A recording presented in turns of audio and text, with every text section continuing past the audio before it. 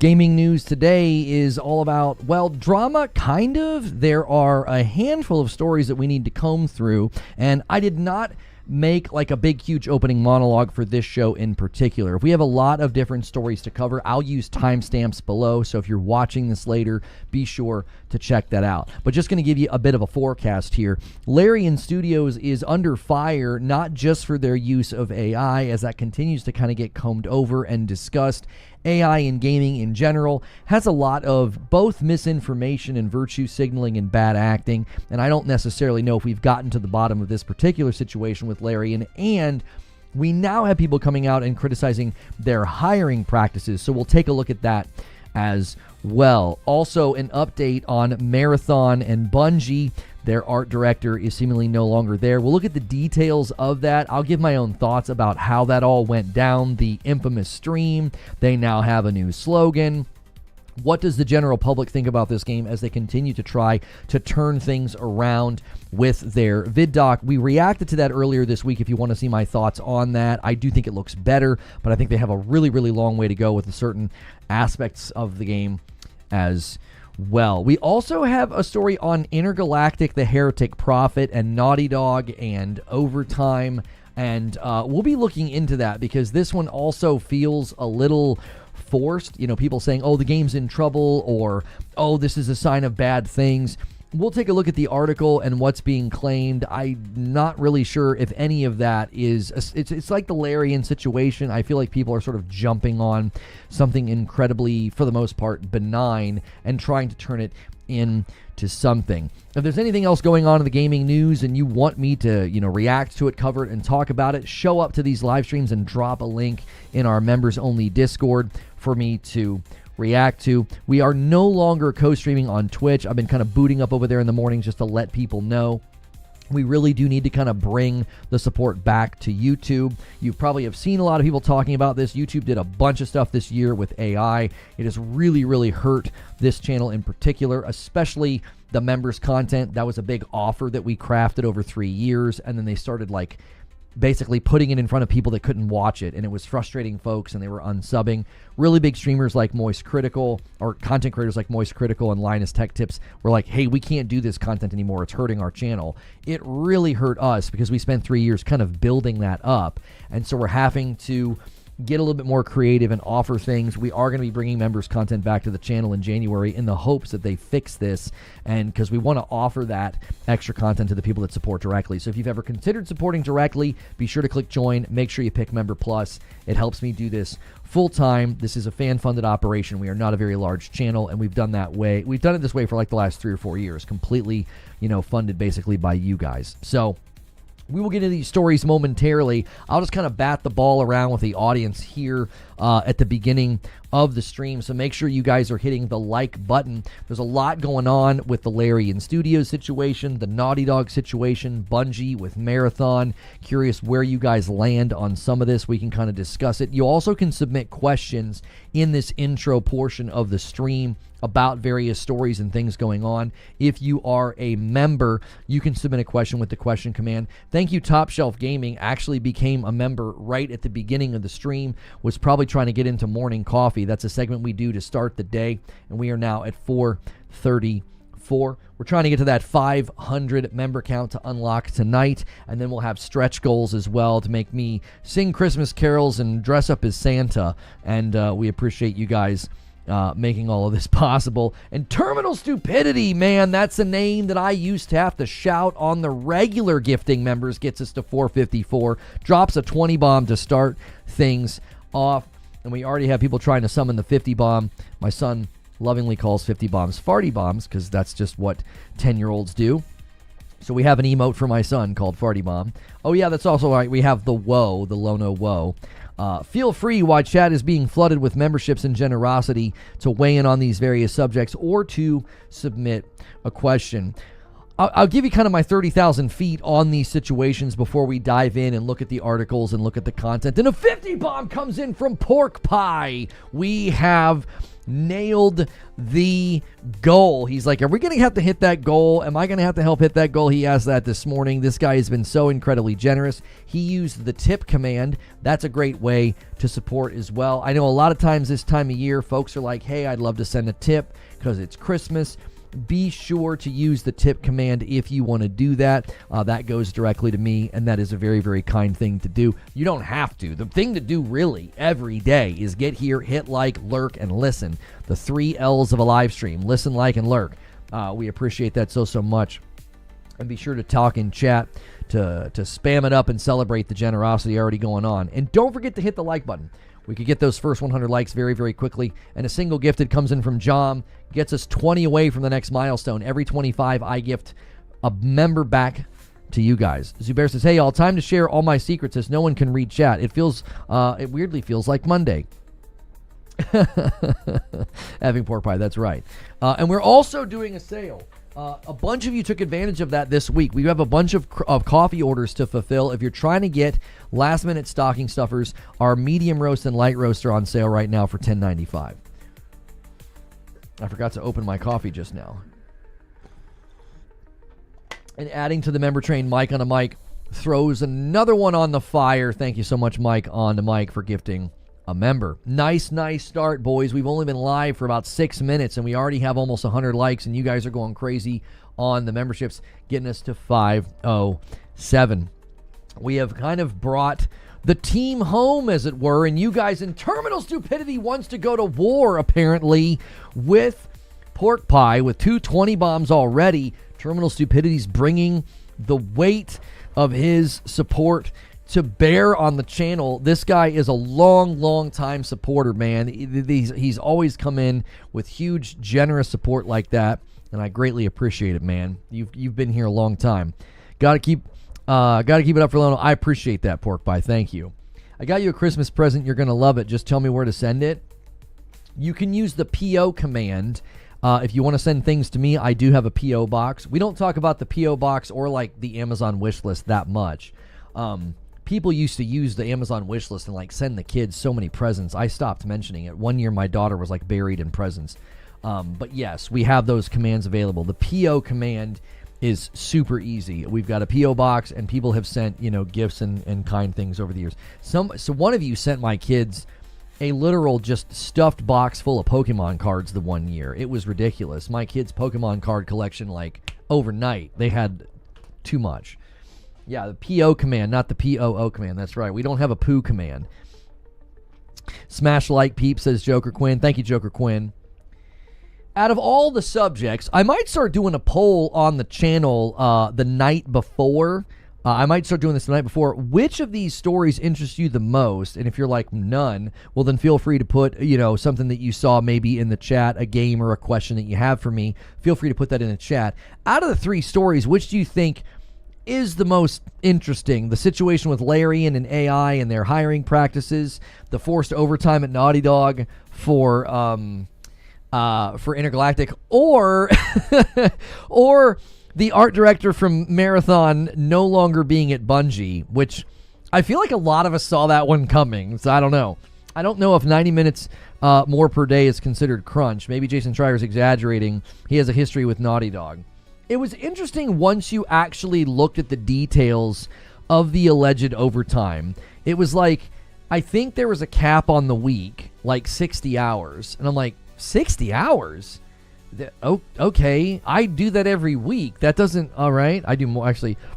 I think I'm closer to 80 every week. In any case,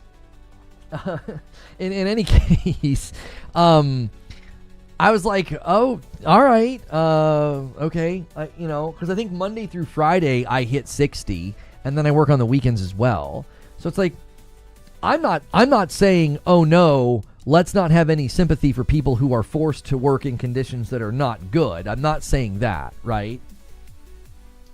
But when you actually looked at the details, it did not seem to be that extreme. It was like, I think the cap wasn't the cap. We'll look at the full details here in a moment, but that was kind of my take on it. Was like, I feel like this is becoming a headline hunt.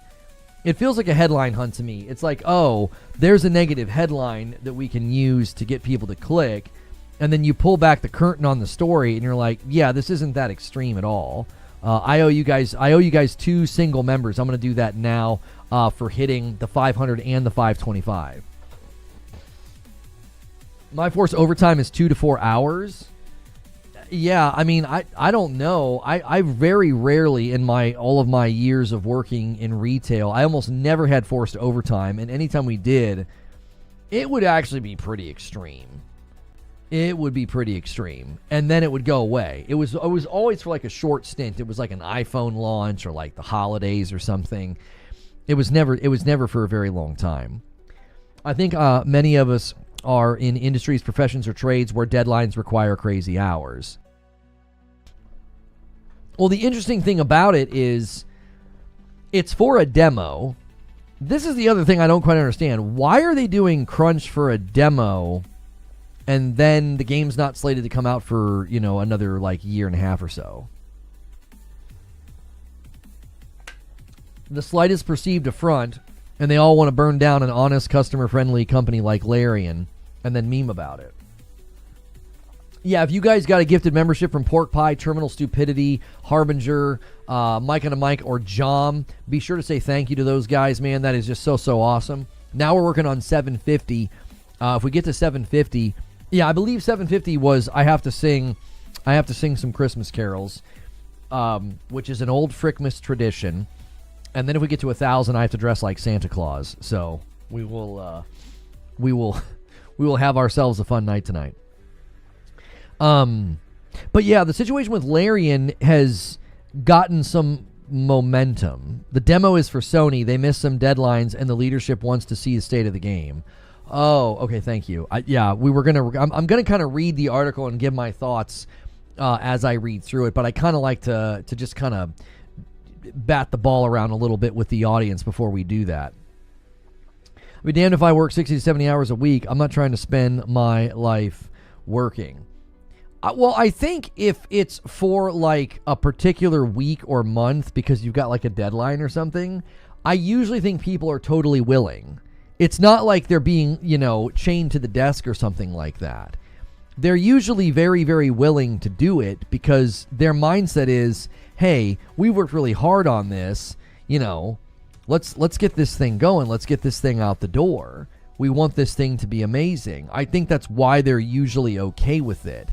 They don't feel like, oh, this is absolute garbage. I can't believe I'm being made to do this, right? It doesn't usually in these situations it doesn't come across like that. The problem with crunch culture in gaming is typically the fact that you have people that are like, hey, we need to crunch to get this out the door, and then that just becomes the standard. That's just what they're always doing.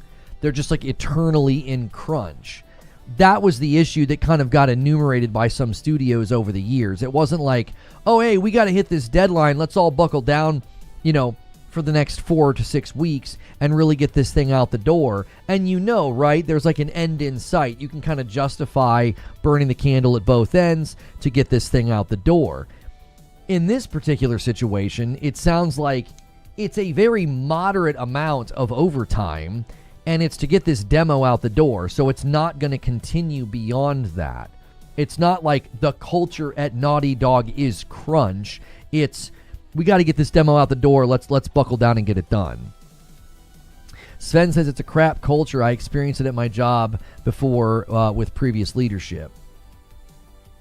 I work about 50 hours, but I pension a lot with the goal of retiring early, tax efficient as well. They work less hours in Japan than in the U.S., says Hotshot. Is that true? They do? I've never heard that. It's outrageous how they're just making stuff up about Larian now because they've strayed from the AI equals evil dogma. Yeah, there's interesting things coming out about Larian's hiring practices that some of it sounds like is maybe what you could consider to be an unhealthy standard in the industry where you have to do like lengthy testing, lengthy interviews, and it can take months, and then it might lead to literally nothing. So I think that like, yeah, if you're going to do that type of hiring, I'm trying to kind of gather my thoughts. I'm bouncing between two different subjects. If you're going to be having that kind of hiring, I would expect criticism.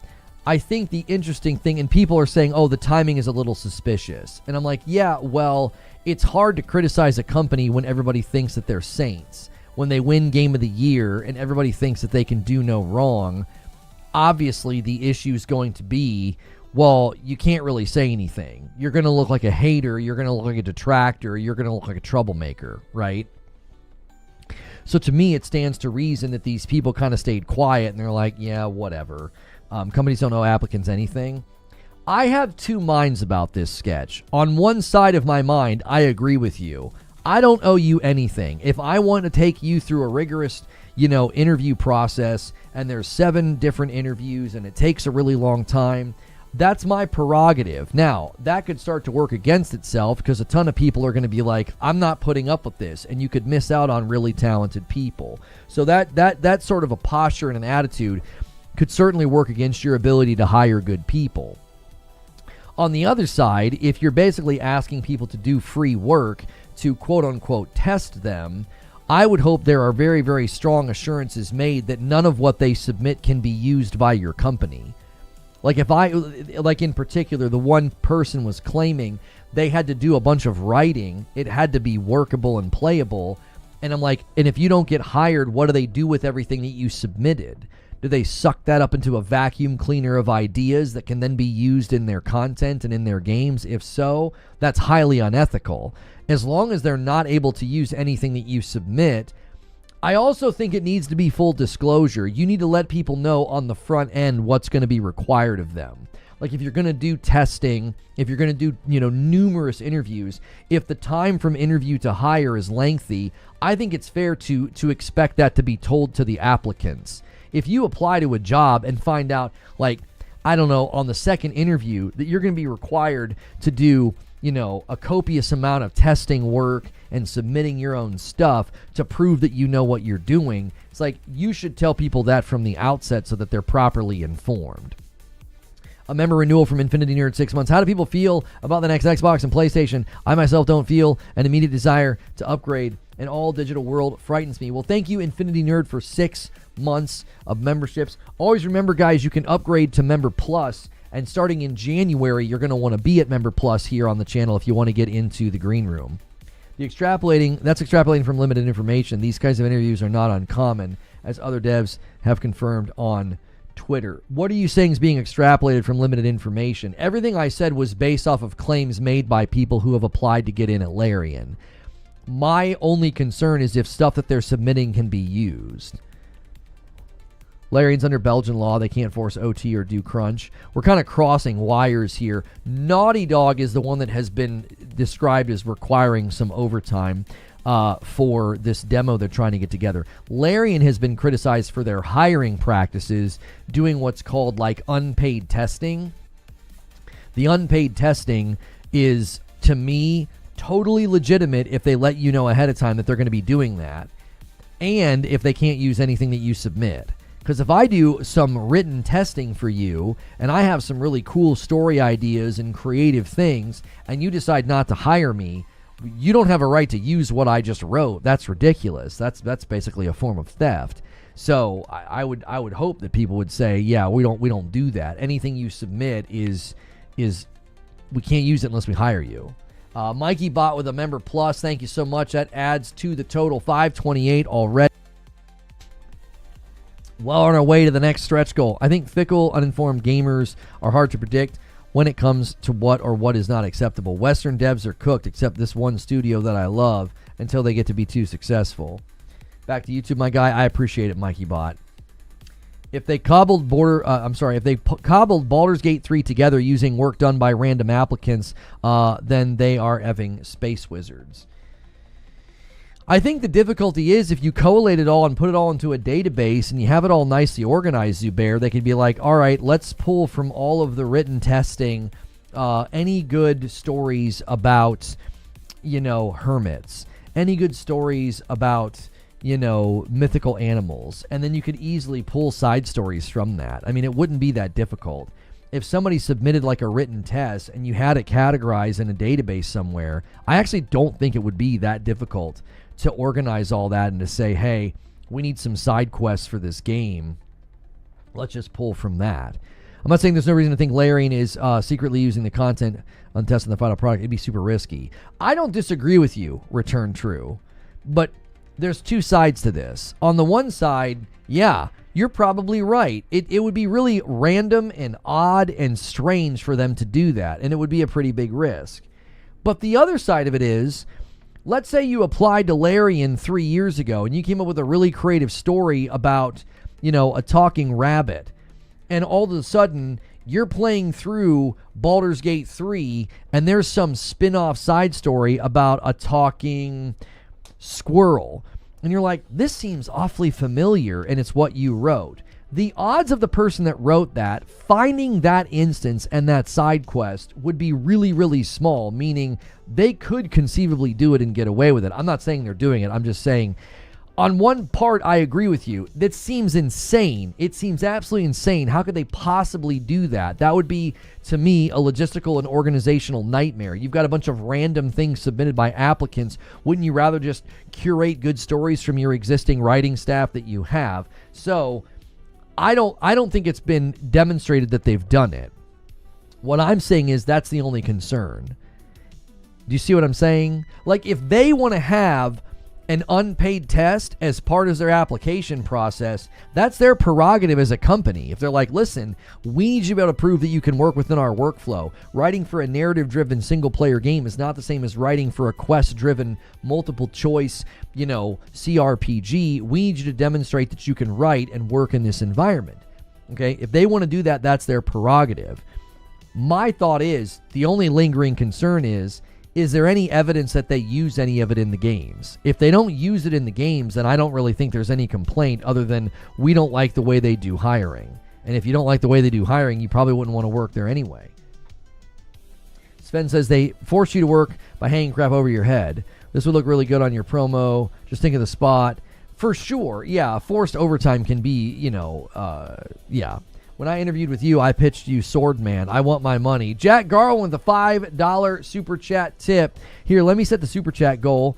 Every 5 super chats, I will gift a member. I know some of you guys like using super chat. You can also use the tip command. Both work. And I appreciate all you guys that have come over from the Purple platform. We have kind of rallied the troops, as it were, and centered our support around YouTube. So thank you, everybody that is here and helping that become a reality. We appreciate you guys tuning in and being here today. Variety Gaming News, a lot of things to talk about. Larian Studios is under fire. Bungie Marathon. We got the art director's gone. And then we we also have the situation with Intergalactic, the Heretic Prophet, and Overtime. Legend status with 43 months gets us to 529. Thank you so much. Was there an AI component of the Larian news? That's what started it off. Yeah, that's what kicked off the whole thing. He did an interview where he indicated that the art department might use generative AI to explore an idea, get inspiration, and then they make all of their own original artwork. That's literally what came of this. I'm serious. That's what it was. That's what kicked off the whole thing. So then people are like, oh, well, if people are angry at Larian right now, I'm going to come out for my pound of flesh and I'm going to complain about their hiring, practices. Which I get it. When they're in the limelight and everybody loves them, if you have a genuine criticism of the company, it's going to fall on deaf ears. No one's going to really listen. So they kind of waited for their moment. They're like, okay, well, people aren't really happy with Larian right now. Let's take advantage of the situation to go to a forum and complain about their hiring processes. You could look at that one of two ways. You could look at it's just it's an opportunity for somebody who's disgruntled to take a chunk out of a company they don't like, or it could be an opportunity for people to say, listen, there are bad standards in the industry. This is another one, a lot of companies got exposed for crunch culture. And I'm not talking about doing crunch for 4 to 6 weeks. I'm talking about like the company is always in crunch. Okay. That got exposed. And I don't think that's a good thing to be doing. Number one, I don't think it's good for your people. I don't think it's good to treat people that way. And number two, it leads to bad work anyway. All research into crunch and that level of overtime and working people down to the bone, you actually end up with bad work anyway. So from pure pragmatism, you don't even have to virtue signal about crunch culture. You can be a pure pragmatist and say, this doesn't work very well. Why would you do it? You make everybody tired, worn out, and in a bad mood, and morale is low. You're going to get bad work from those people. So I think that we've rooted that out. If there's really stupid hiring practices in place at some of these companies that could be exposed and then therefore adjusted to be less stupid, then sure, by all means, expose away. I think the issue that you're always going to come back to, and this is exactly what my initial response to this situation was, it's their freaking company. They can do whatever the heck they want. They can do whatever the heck they want. They can be like, no, we only do in-person interviews.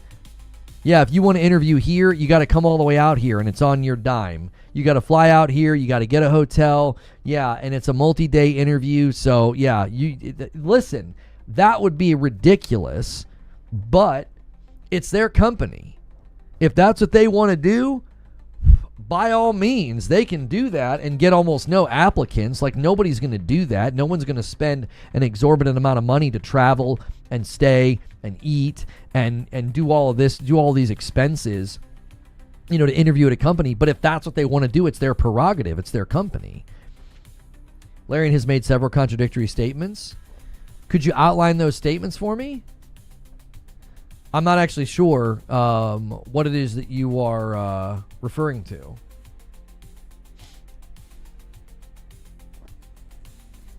That would certainly show dedication. Yeah, just a little. Yeah, Undying Dirt. They'd be like, you have the job. And they'd be like, really? And they're like, you were the only one that was, this committed to come out here and do this. And you're like, I'm not committed. I'm desperate. They'd be like, you have the job anyway. Congratulations. We can't wait to get you folded in here. Yeah, right, TJ Boom Boom. You spend all that money, and they're like, we'll get back to you. And you're like, oh my gosh. You don't even have enough money to get home. They had no idea the chips would turn against Larry, and if the AI thing never came out, would they have just said anything about the interview process? Yeah, probably not. From the tests that I've taken during interview processes, I have come up with weapon ideas, live game issues needing addressing, and then arbitrary product knowledge. I guess they could use the weapon. Yeah, that's ultimately the question. Like, do they have some kind of a disclaimer? Like, anything that you provide for us in this testing period, we can use it if we want. I'm like, I don't agree with that. I don't think you should be allowed to do that. That's like, I believe that's called what did Eugene call it yesterday? Work theft. I don't know about what every country, but I'm pretty sure that's illegal here. You can't have like somebody come in and work a shift and be like, we want to see how well you can work, and you work a whole shift and then you're not paid. You know what I'm saying? Like, that's it's not really an option. If that makes sense. I can use AI becoming the new McCarthyism with devs being asked in interviews, do you now or have you ever used AI? I mean, it is becoming a strange purity test. Here's why I don't think it ultimately matters as a purity test. I think it matters how it's used. Like, I do think we want to see like ethical use of technology, and we don't want to see a bunch of companies creating slop or poorly built games because they're leaning too heavily on AI, right? I typically am pretty much in the belief of, economic and entertainment Darwinism, in that these games and companies will die very quickly if they lack quality in their garbage, right? If they're just sort of sloppily put together, they won't last long anyway. But I will say this. Once you sort of leave that behind and you're like, okay, they're not creating slop and they're not, firing their entire art department because they're just going to hit buttons with AI. Okay, we've gotten past that. I think a lot of the purity testing that's being done by people who are like really angry about this on Twitter, I don't think it'll get any footing. It's called wage theft. Chick-fil-A in North Carolina got in trouble for asking people to volunteer to take orders outside. All they got was a free sandwich. Yeah, that's... yeah, you can't do that. Like, work out here in the hot sun taking orders for us. We'll give you a free sandwich. Like, Jiminy Christmas. Like, if somebody is that desperate to work for a sandwich, like, number one, I feel like you're taking advantage of somebody who's probably down on their luck. And number two, do you really think they're going to do a good job? Like, oh my gosh. Like, if they're that desperate, they're that hungry? Like, that's ridiculous. Norberto says, didn't Xbox get outed for having new studios sign away their rights to any ownership of things they make while at the company? Well, I think that's standard. I don't think when you make something in a company, you own it. That happened with Marty and Bungie. Yo, Alex gifts a member. Ooh, that's a nice setup. We are a 20 bomb away from 550. We'll see if anybody wants to take that crown and compete with Pork Pie and Terminal Stupidity today, the kings of gifting on this fine Friday. Yo, what's good, Rise Jones? How many sandwiches equal minimum wage? That's ridiculous. That's ridiculous. No, but Noberto, you don't own the things that you make when you're at the company. Like, if you design a gun or you write a song for a game and you're working at that company, that's theirs.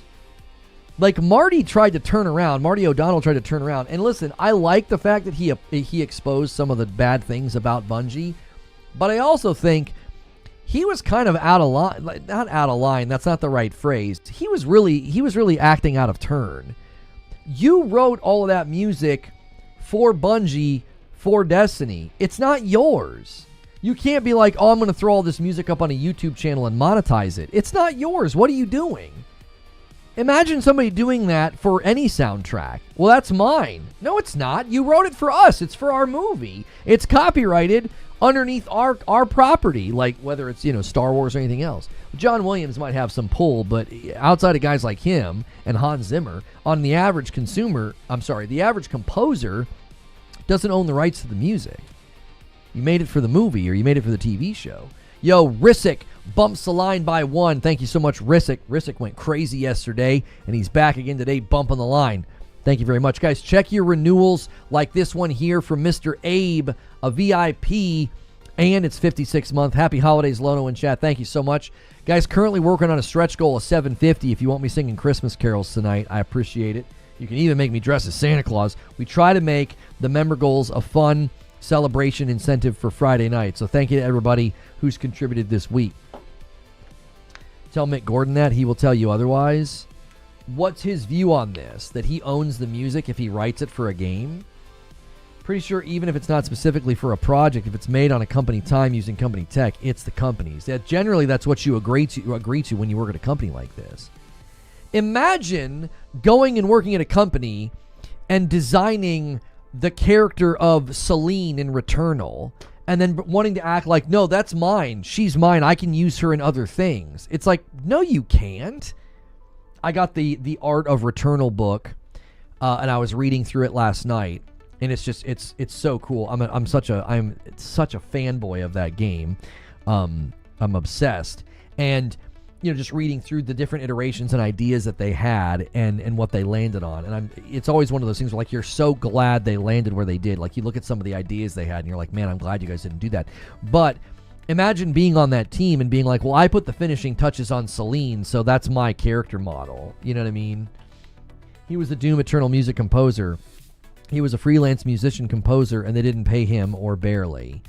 Well, I mean, then, take it up with them. I mean, it sounds like you had a bad contract. I mean, companies shouldn't take advantage of you with a scummy contract, but you got to do your due diligence. Anytime I've ever had contracts over the years, I always slide them towards my more legally minded friends or just a lawyer in general to be like, hey, is this on the up and up? I mean, I don't know. Not everybody has friends like that, but I don't know. You got to be careful, man. These companies are vicious. They'll completely take advantage of you. That's not an uncommon thing to have happen.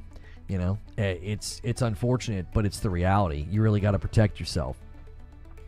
Thank you guys so much for being here this morning. Make sure you are hitting that like button.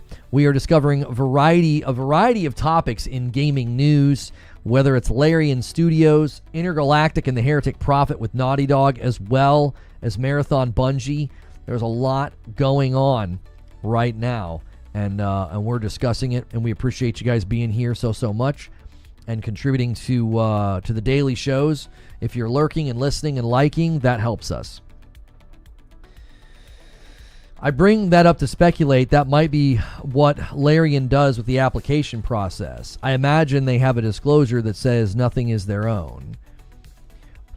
Here's my thought on that, Noberto. If that were true, I kind of feel like these people would have pointed that out. They would have said they make you sign away your rights to anything you build or come up with. That's not their issue. Their issue with their complaint was that it's like an unpaid testing that they have to do. And I'm like, unpaid testing? I've done that before. I've had to like take tests and things like that. There was a tutoring company that I applied to work for, and they literally made me take a mock. It was either a mock SAT or ACT. It was one of them. It was so stupid too, because they ended up saying, yeah, you did great, we'd love to hire you, but we currently don't have it in the budget because we just hired another person. And I'm like, well, then what did you interview me for? I didn't want to take that stupid test. I was so mad. They're like, oh, you did very well. Oh, we were really impressed. I'm like, okay, great. What can we talk about starting? And they're like, well, we were actually unaware that we were also interviewing somebody else. They got their wires crossed internally or something. I was like, are you kidding me? And I knew the guy that they hired. He was a real sharp guy. Maybe they didn't have the heart to tell me I was stupid. Maybe they didn't have the heart to tell me I was stupid. They're like, you're too dumb to work here, bro. But yeah, that was not fun. That was not fun. It was like a trip back to high school. I was like, I hate these tests. If Martha has 85 pancakes, what's that going to cost if she moves to Hong Kong? You're like, what? Law firms have a 3-year-long testing process before they'll give you a job. It's called law school. Oh, man. That's happened to my fiance before. I wish you would have been like, you completely wasted my time. Well, I basically just said, hey, you've got my score, you know I did well, and you know that I'm capable of tutoring this age group. You have my number, and they never called me back. So maybe I did terrible, and they didn't want to tell me. Although I had a buddy that worked there, and he said if you do poorly, they'll straight up tell you. They'll straight up tell you didn't score high enough to work there. Why does she have 85 pancakes? I love how some of the vines are coming back. And this guy's like a teacher. He's like, Martha has 85 bottles of dish soap. He's like, why does she have 85 bottles of dish soap? And then he's like sitting there with a bunch of bottles of dish soap. And she's like, mind your business, David. It's really funny. Some of those vines, they're great. They're so funny. Short form comedy is an art. It's an art. Absolutely love the shirt. Thank you. I'm trying to be festive. Merry Christmas, everybody. If you'd like to wish me a Merry Christmas, there's a really easy way to do it. Hit that like button and say something in the chat. That helps us out. Those are all things that communicates that, hey, more people should be in this stream. So make sure you're doing that. How many pancakes equals minimum wage? We'll pay you in pancakes. You know what I mean? Zubair's getting ready to quit his job. He's like, dude, that sounds like a deal. W Christmas drip. I appreciate it. In any case, these are kind of the 3 big stories that we're going to be combing through. I'll use timestamps if you're watching this later and you kind of want to jump ahead to wherever I pull it up. And a 5 bomb comes in from Abe, gifting to the channel and getting us to 537. Yeah, there it is. Real life math problems. Yeah. That's it. That's so fun. That's a funny one, man. And Jom comes in with a single gifted. I appreciate you, Jom, and gets us to 538.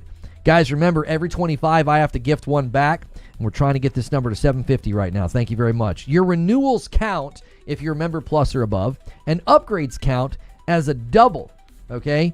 If you sign up brand new at member plus or you upgrade to member plus, it counts as a double. You can help us hit this goal very easily. I was trying to get us over 100. We're at 105. What are you talking about? Oh. Abe got us to 104. Okay, I understand. Abe says, sucks to suck. That's right. There used to be a how many McDoubles can I buy with that? This is true. Mathing with McDoubles. That's a math class that I think I wouldn't want to be in. I'd be scared. I would be a little worried. So, in any case, those are the three big stories. I don't know if you guys saw it or not. Bungie marathon, the marathon game from Bungie. Their art director's gone. I'm surprised he made it this far. And a VIP renewal from Hawk. Thank you so much. I honestly thought after that stream, homie was done. He was going to literally walk out of that room and they were going to hand him a box and be like, here's your salute, buddy. You saluted us, we're saluting you. For those who are about to be fired, we salute you. Like, especially when in the middle of the stream, okay?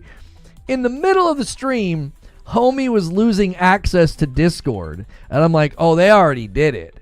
Somebody already pulled the trigger. My man can't even get into the Discord. They're like, yeah, revoke his access. They're like, they're doing a stream right now. And they're like, oh, shoot. Was he in the vid doc? I don't know. He's not in the vid doc. Winged Wheel comes in and rounds us out nicely. We're at 540. If we get a 10 bomb, I owe you guys a member. We'll be at 550. Let's see if anybody takes the bait. Yeah. Jane Perry is one of the voice actors for Saros. Yeah, Jane Perry's the voice actor for Returnal. I'm really excited about that. She is so amazing. She's so amazing. It was voluntary.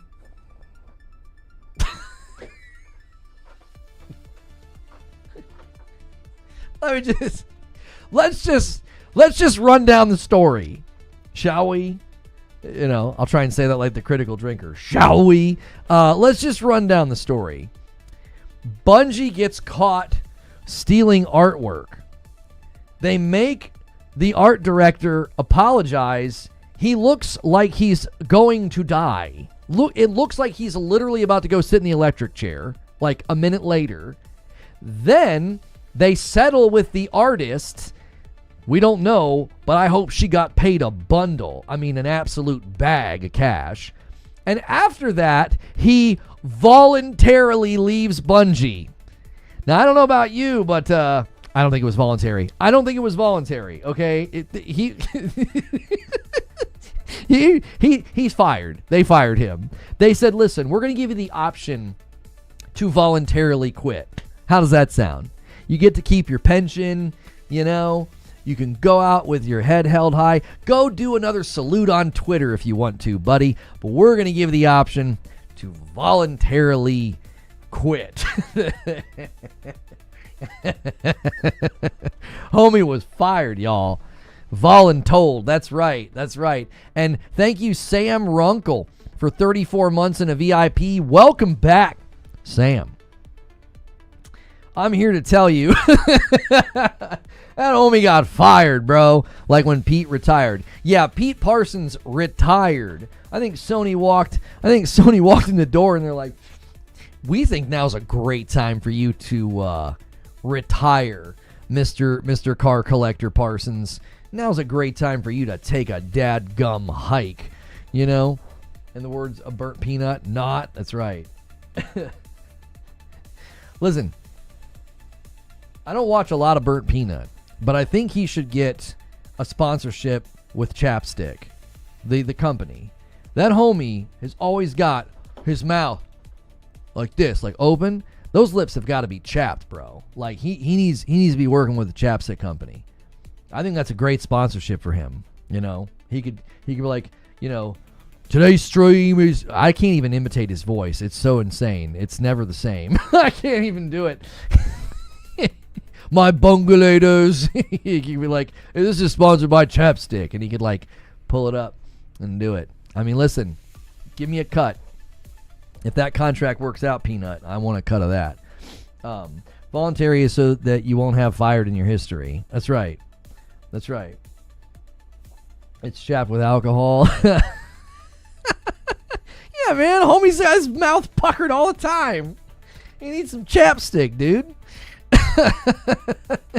You know what I'm saying? That homie is just always puckered up. Oh. Does chapstick work on actual peanuts, though? I don't know. Yeah, get him some Carmex. You know what I mean? It's that time of year. It really is. It's that time of year, like where you need chapstick regularly. I mean, I don't have any shame, dude. You guys have seen me put it on regularly, and I'm not sponsored by Burt's Bees for all your chapstick needs. I'm not sponsored by them, but they're salted caramel. This one's salted caramel. That was actually pretty good. That was actually pretty good on the fly right there. I mean, maybe we should be working with them, but I'm here to tell you, dude. I'm here to tell you, this is a rough time of year for for dry skin. My son came to us last night and said his hands were hurting, and we looked at them, and it literally looked like, have you ever seen like an old man's hands? He's like, the old man at church that like has the candy in his pocket or whatever. You know what I'm saying? Don't be weird, chat. That was a totally normal and good thing. Now it's creepy. But there was a time where that wasn't like that. Maybe. I don't know. Maybe the guy at our church growing up was terrible. We just didn't know it. Anyways, you ever seen an old man's hands? They look like a catcher's mitt. You know what I mean? They're cracked. And like there's like a layer of white spider web on it. Like their skin is so dry. There's like this extra thing on top. My son comes to us. He's like, my hands hurt. And my wife puts lotion on him. And he holds them out to me. And I'm like, buddy, you have hands of an old man. What have you been doing? He's been playing in the snow and playing outside and getting his hands wet and not doing any lotion or anything. No, it was a Baptist church. Listen, don't ruin my memories, okay? They're jacked up enough. There was a kind, sweet old man, and he always had the butterscotch candies, and his hands felt like sandpaper.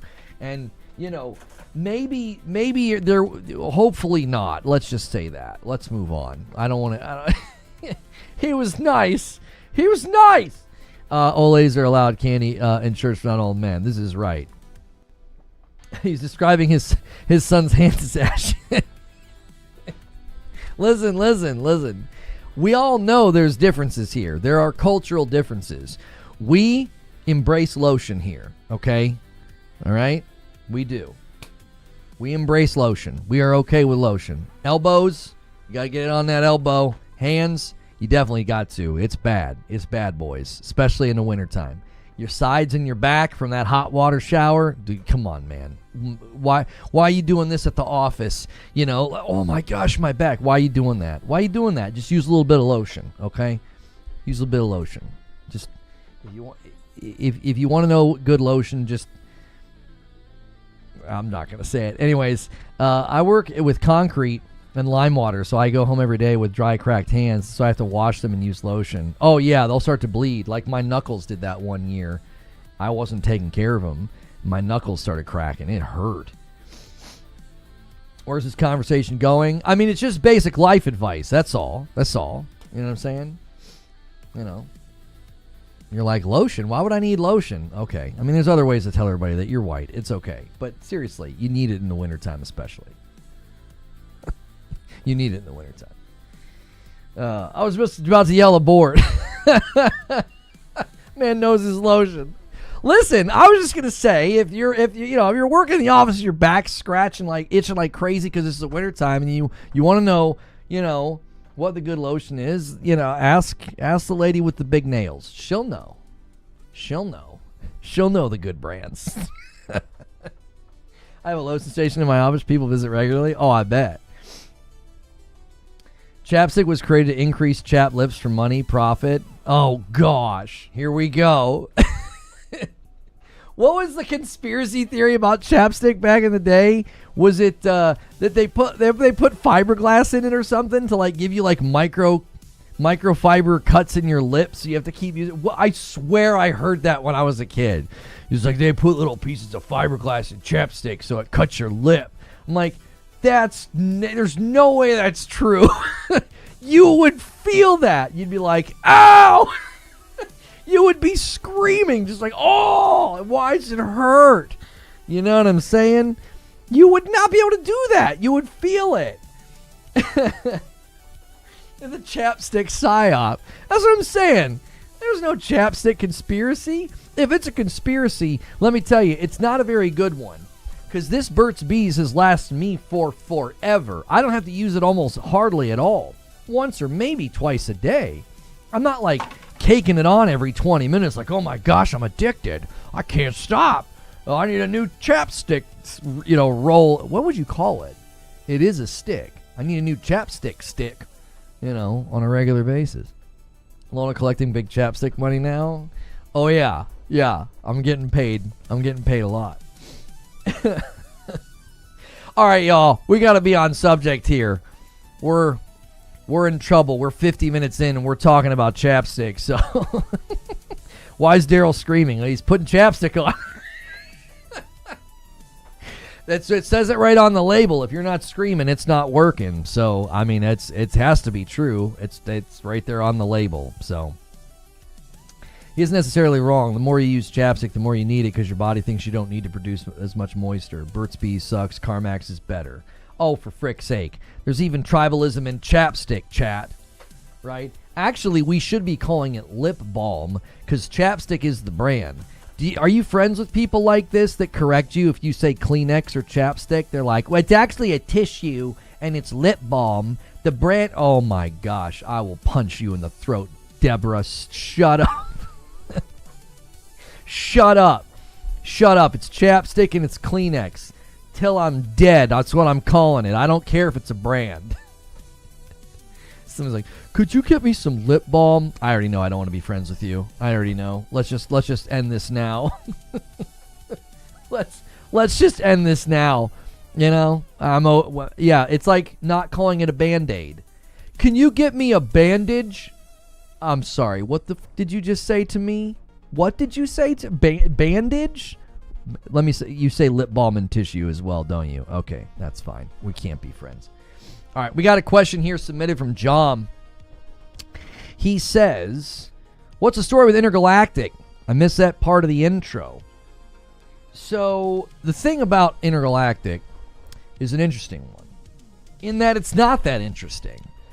Basically, they're doing mandatory overtime where I think they can't even exceed 60 hours. It's like, I don't think they can even exceed 8 hours a day, which I don't know how that works. Does that basically mean they don't get a day off? 8 hours a day. We need to read the article. We should probably read the article. We're about an hour in. Let's pull up the article. Let's do that one first. It's first on the thumbnail any dang way. Let's just make sure Bloomberg's not going to freak out about wanting me to pay them. Sometimes their articles like blur, and I'm like, oh, I guess I can't read it. All right, here we go. What the frick is this? Get off. Okay. The way they format these websites sometimes, man. Holy mackerel. Okay, here we go. Hang on. Let me drag Discord over here so if anybody says anything or clicks or does anything, I can pull it up quickly. Right? What's this? Yeah, Quantum Error developers are making a game called Code Violet. They could always just rename their game Code Crap, because that's what that company makes. They make crap. They're garbage developers. All right, so here we go. Let's see here. Bloomberg's doing a report on how chapstick is a conspiracy. I'm just kidding. This one here is about Naughty Dog, and yeah, they're doing overtime. So they're now the devil. Not just because they put a bald woman in their game, because we know this is the height of offense right now in game development. So I mean, they're just doubling down.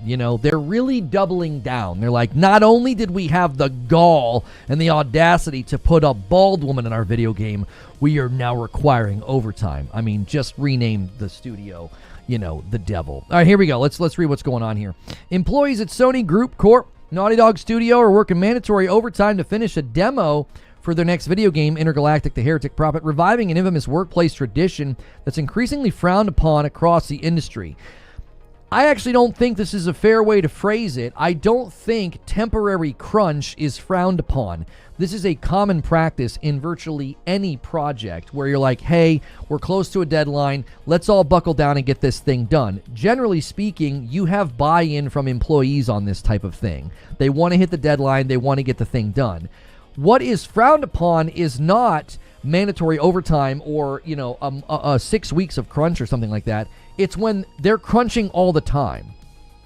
If you guys remember when a lot of these stories started to make the airwaves, it wasn't like, oh, such and such studio did crunch and that's bad. It's that, well, we did crunch for 2 months and then that just became the norm and now we all want to die because we've been doing this for literal years, okay? So this is not, I don't think, as specifically stated as it should be. I think there's more nuance here than just like, mandatory overtime is frowned upon. Are you freaking kidding me? There's plenty of companies that do this, and it's usually, as long as it's temporary, I don't think it's a problem. As long as it's temporary. For the past 7 weeks, the Santa Monica-based studio behind The Last of Us has been pushing its staff to work long hours to get ready for an upcoming review of the demo by its parent company, according to people familiar with the situation. Starting late October, staff were asked to begin working a minimum of 8 extra hours a week and logging their overtime in an internal spreadsheet, said the people who asked not to be identified because they weren't authorized to speak publicly. The overtime period was an attempt to get the production back on track after several missed deadlines. Okay, let me ask you guys something. Okay. Can we just talk about this right here?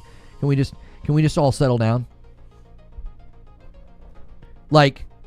So they were asked to begin a minimum of 8 extra hours a week, logging their overtime in an internal spreadsheet. Now, you guys in chat are saying unpaid. Where are you seeing the word unpaid? Where?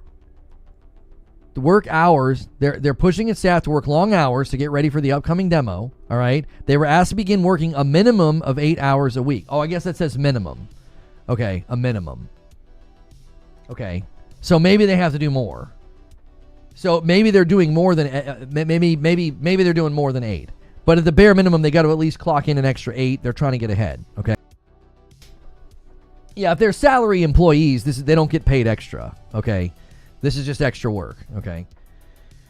Now, in my experience, that's one of the trade-offs of salary, is when you're on salary, you do not have to worry about, the ups and downs of the work week, or if they don't have work for you to do, or maybe your contract, or what have you. The advantage of salary is you get a set pay. Sometimes you even get bonuses because you're a salaried employee. But then the trade-off is sometimes you're going to exceed the normal work week hours, okay? I was salary once as a manager, and that happened from time to time. Things would run late, meetings would go long, and I would clock well more than 40 hours in a given work week. And, that was one of the trade-offs of being salary, okay? One of the trade-offs of being hourly is, you're getting time and a half on overtime, right? There's give and take here, okay? This doesn't sound that extreme. This sounds pretty standard for a project trying to hit a deadline. Right here, the employees were instructed not to work more than 60 hours a week. I think this is the key point here. They were literally told, don't exceed 60 hours. Okay, brother, I work 60 hours probably by Thursday every week. And yes, I'm self-employed. And yes, there's advantages to being self-employed, and that can be spread out and I can do it in different ways. But I'm hitting 60 hours by Thursday, okay? Plenty of self-employed people and upper management and CEOs and C-suites especially, they're hitting 60 hours on the regular, okay? So the fact that they were instructing people to not exceed 60, that tells me a couple of things. Number one, it tells me they understand crunch can work against itself. If you're a pragmatist in this and you're not going to be virtue signaling about mistreating your people, because people have different opinions on this. They're like, deal with it, suck it up, cupcake. I work 80 hours every day in the snow all year round. Okay, I'm sure you drive truck in Antarctica. But yes, there are people that are very crass about this. You don't even have to be empathetic to the plight of workers being forced to work overtime. Pragmatically, it doesn't work that well. You end up getting really, really shoddy work from people. It works against itself. The extra hours become less proficient and efficient, and then those extra hours start to work against the normal hours because they're tired and they're in a bad mood. Okay? It has a deteriorating effect on their work. So it seems that, yes, this is certainly something that it works against. It can work against what they're doing. First time on the shorts feed. Oh, nice. Yeah, this current frame that I'm in is probably really bad for the shorts feed, because that's why if I'm center frame like this, it's perfect for the shorts feed because they can see me. They can't see me if I'm not there. So maybe we should start going full screen for these articles, so they can at least see what I'm looking at. Let's do that. Let's do that. So if anybody sees me in the shorts feed, they can at least see what I'm talking about. Okay. So this right here tells me this is pretty much a non-story because they're saying, listen, we need you guys to buckle down and help to get this thing ready, but we don't want you to exceed 60 hours a week. Okay. It sounds to me like they respect their employees quite a bit. Number one, if mandatory overtime is pushing people to 60, that means that these employees are on average are working between 40 and 50, which is a very healthy work week. That's what most people are accustomed to, okay? They were also told to return to the office 5 days a week for this period, up from 3 previously, sending some employees scrambling to find alternative care arrangements for children and pets. Now, obviously, return to work, calls to return to work is very frustrating, right? Is very frustrating. People don't like this, especially when you're dealing with childcare and other responsibilities that working from home, affords you. We've also seen efficiency go up in some of the reports about working from home, and, calls to return to office can be seen as a bit of an archaic, very angry, corporate level, C-suite thing. So Creature, I don't know if you're here or not, but I'm getting an error on the Reforge Media email all morning. Are you doing server maintenance or something? It's not a big deal. I just keep getting an error just on that one in particular. So it seems like here, that's obviously a bummer. But again, if they're trying to buckle down and get this completed, maybe they found that this helps. Like if you're in the office, we know we're going to get a solid, 10 hours out of you that day instead of you working at home. And, it's touch and go or whatever. Representatives for Sony or Naughty Dog declined to comment. Okay. Excessive overtime, also called crunch, has long been commonplace in the video game industry thanks to the unpredictability of game development. But in recent years, following blowback from workers in the media, many companies have tried to mitigate such practices. Okay, here's my problem with the use of the term excessive overtime. Okay, I think his use of this is the same problem with how he opened it up. He says right here that it's increasingly frowned upon across the industry. Okay, see what he's doing? He's bookending this section, and to the non-careful reader, if you just read this very passively, it would seem like that's what Naughty Dog is doing.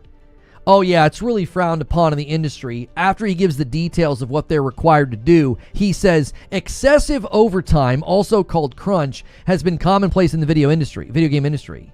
I do not believe we just read what's described as excessive overtime. I don't believe that's what this is. Asking people to work a minimum of an extra 8 hours a week, but don't exceed 60 hours. Oh, okay, so you're basically asking people to work roughly anywhere from an extra 8 to 20 hours a week, which given certain projects, that's actually very common. And again, I think usually on projects like this, you commonly have buy-in from the employees because they want to hit the deadline. They want the thing to be good. So I don't think that I agree with this being described as excessive overtime if they're literally putting a stop in place and saying don't exceed 60 hours.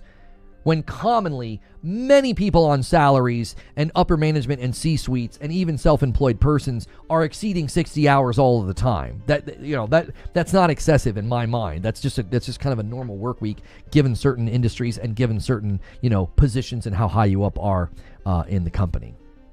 So I believe this is bookended in a way that I find to be a little misleading, right? I'm not saying he did it intentionally. I'm just saying it reads inflammatory, and this doesn't seem very inflammatory, at all. It seems very moderate. All right. Naughty Dog, one of the most respected game makers, thanks to hit franchises like Uncharted, The Last of Us, has earned a reputation over the years of its for its binge-working culture. In 2021, after facing burnout and some attrition among its workers following its release of The Last of Us Part 2, Naughty Dog began building a new team of producers charged in part with alleviating the overload of work on upcoming projects. But many of those producers have since left the company, according to people familiar with the situation.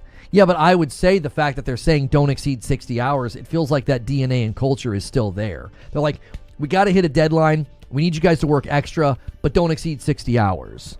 I'd say over 60 hours a week is getting excessive for someone who is typically only asked to work 40 a week. Yeah, if you go over, they're saying you have to add a minimum of 8, which means roughly a lot of these people could be landing around 50 hours, which again I just don't think is that excessive. especially considering a lot of upper management and C-suite level employees are commonly working 60 to 80 hours a week anyways. Self-employed persons do it all of the time. So again, landing around 50 to 60, I don't think is excessive. Because the reason I'm saying it's not excessive is it's for a particular purpose. If they were asked to do this all of the time, that was what people, I think this is what people are forgetting. Crunch culture in gaming got noticed not because it happened. It didn't get noticed because it happened like, hey, for the next 2 months we have to crunch. It got noticed because it became the norm at the studio and they were burning people out. That's why it became known as crunch culture. It was like, no, we're basically crunching all year round. And I don't think that that's okay. If for a month or two, you're like, hey, we gotta dig in and get this thing done. We need you to at least do an extra 8 hours a week minimum. I don't think that's what we were taking issue with in the past when we were taking issue with crunch culture. We were saying, listen, you can't do that all year round. That's not a reasonable expectation of your workforce, and it honestly doesn't help anyway. It works against efficiency and value and quality anyway. Was the burnout of TLU 2 due to them being overworked, or was it a combination of the discourse? I don't think the discourse is why. Some teams at Naughty Dog worked long hours to finish the game's debut trailer, which was released last December, but this is the first time in recent years that overtime has been mandated across the bulk of the studio. Okay, so let's keep in mind the narrative here. This is the first time in recent years that it's been mandated. Sounds to me like the culture at the studio has changed and they're not doing crunch, and they now have a situation where they need to do it and they're limiting how much you can do. They're like, you can't exceed 60 hours in a week. The game is slated for release mid-2027, according to the people familiar with the schedule, leaving some employees wondering if the overtime requirements will get worse later in the development cycle. I mean, I think that's a fair observation to make. You fall a little bit behind on this demo, and now everybody's having to work extra. You know, how long is that going to happen once it's time to get the game shipped? For most staff, the recent period of mandated overtime ended this week as Naughty Dog finalized the demo. Okay, so for most folks, it's already over. It's not even happening anymore. Another part of the story, I think it's getting lost in the shuffle. It's already over for most of the people. Okay, management told employees that the company will return to its standard requirement of 3 days in the office each week through the end of January, according to people familiar with the communications. The company said its plans to provide more detailed schedule for 2026 after the holiday break. That does make sense. You're in your final full year of production. You're probably going to have new estimates, new expectations, and timelines about how much you need to be in the office, which obviously is frustrating to people that enjoy working from home. I don't think I'd ever be able to work in a traditional office setting ever again for the rest of my life. I've worked for myself for far too long. I've worked for myself for 12 years. Earlier this year, members of the production team were each given customized metal coins that seemed to capture, purposely or not, the current state of the studio's workplace attitude. On one side was the company's paw print logo, on the other, a quote from the trailer for Intergalactic: "The suffering of generations must be endured to achieve our divine end." I mean, I think that's funny, but obviously probably is not sitting very well with people as they're being asked to come into the studio more days a week and seemingly having to work more. But, by and large, I don't think this story is nearly as inflammatory as people were making it. As long as it is not the culture at the studio, it's temporary and very controlled, which is what this sounds like it was. It was for a limited time. You couldn't exceed 60 hours. This feels like a non-story in my opinion. If you aren't getting compensated for overtime, that's a crappy thing to do. Your salary position was based on a certain workload that was agreed upon. Asking people to do more work for the same pay is crappy, full stop. I think the difficulty with what you're saying is just the reality of these types of jobs. Like, there are pros and cons with a salaried position. You get a guaranteed lump sum of money every year. Usually it's a good salary, right? That it's usually, especially in this environment, they're going to be a little competitive if they want you to stay with them. The trade-off is you're sometimes going to be at the office until something's done. So maybe you hit 45 hours one week. Maybe one week you hit 47 or 50. That's the trade-off. When you're non-salary, you know that you get time and a half. Once you exceed 40 hours, you're getting time and a half. It's a trade-off. I literally went from assistant branch manager to a branch manager in a telemarketing job, and that was literally what the benefit was. The benefit was we're going to pay you more than you're making now, because on hourly you're making this much, and we're going to pay you this much. Now, I could have made that much money if throughout the year, hourly, I was snagging overtime hours. But a lot of the times companies won't let you do that. They'll be like, no, stop working overtime. We don't want you working overtime. Because the company wants to be able to budget how much they're paying staff, and a salary helps them do that. Now, that doesn't always mean they're taking advantage of you. Like, well, now that you're on salary, we're going to work you to the bone. Some companies do. I'm not saying that doesn't happen. So I would say in this particular situation, I don't see any controversy. We've seen the controversies. We've seen the companies in the studios that are basically like, yeah, all year round, 12 months now, this is what we expect of you. You're here all the time, every day, for excessive amounts of hours. And people start to develop like psychological conditions and anxiety and terrible sleep patterns, terrible diets, and the like. So I don't necessarily think I'm seeing anything here that is a cause for concern. It sounds like it's already over. They did it. They got the demo ready, and it's over. And people can go back to only coming in the office 3 days a week. Now, they might increase the number of hours or days they want you in the office all of next year. As they've indicated, once they get out of January, they're going to kind of set expectations and a schedule. Listen, if a company wants you to come into the office, that's the way it goes. I'm obviously in favor of letting people work from home if they can be just as proficient, if not sometimes more proficient. You know what I mean? Am I streaming till noon? I'm probably going to go past noon. Why? We've only been streaming for about an hour. Usually on Fridays we go a little bit. Sometimes I'll go a little bit longer, honestly. Sometimes salaried folks get to leave early. Sometimes salaried folks get to leave early. Sometimes because you're on a salary, you get a bonus.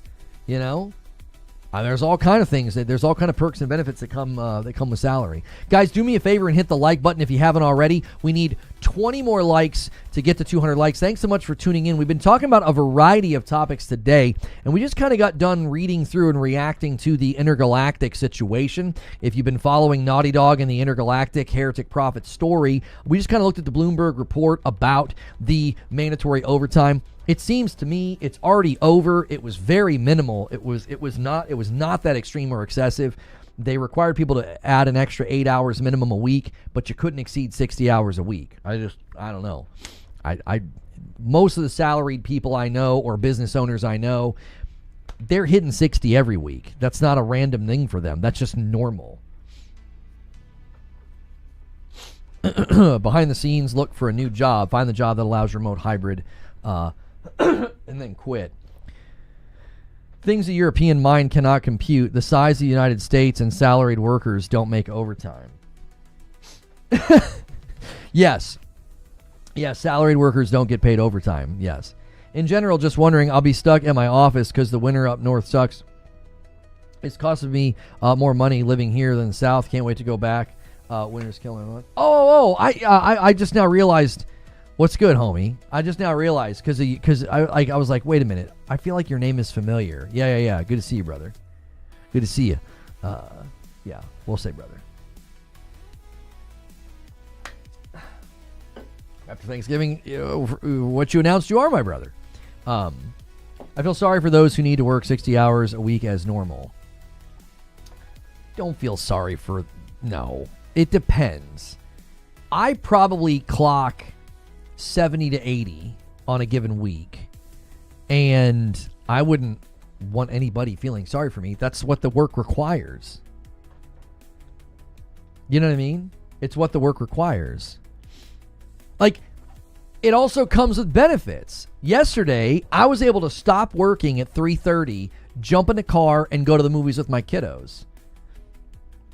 Because I'm the boss. And I know you guys will say Madam's the boss, which is sort of true, but I'm the boss. I can just be like, yeah, I'm out of here. Christmas Eve, I can work half a day and be done. I'm down here in the basement at 7:30 every day. I'm upstairs around 6 or 6:30 every day.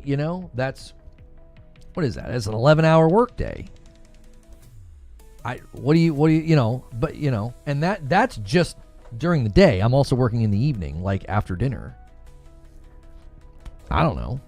That, to me, that's just what it requires. I'm just doing what's necessary. I'm not thinking about, like, Now, it's definitely different when you work for yourself and you're an entrepreneur or you're self-employed or what have you.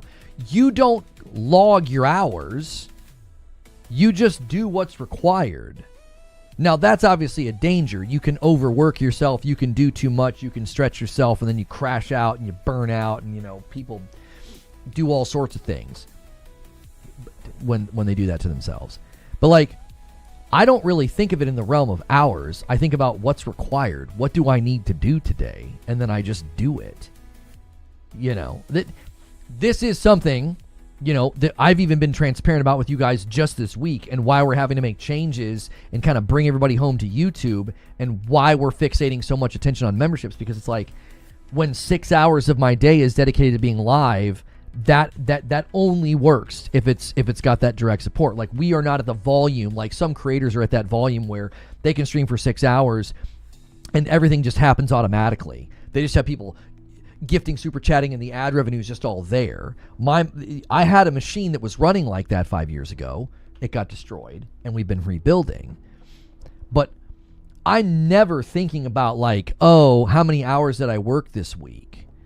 It's just no, you just do what's necessary. You just do what's required. Now, I can look back on the week and assess efficiency and say, okay, we're streaming 6 hours a day and I'm doing this for this many hours a day. I'm recording, or I'm sketching out, writing outlines, writing monologues, what have you.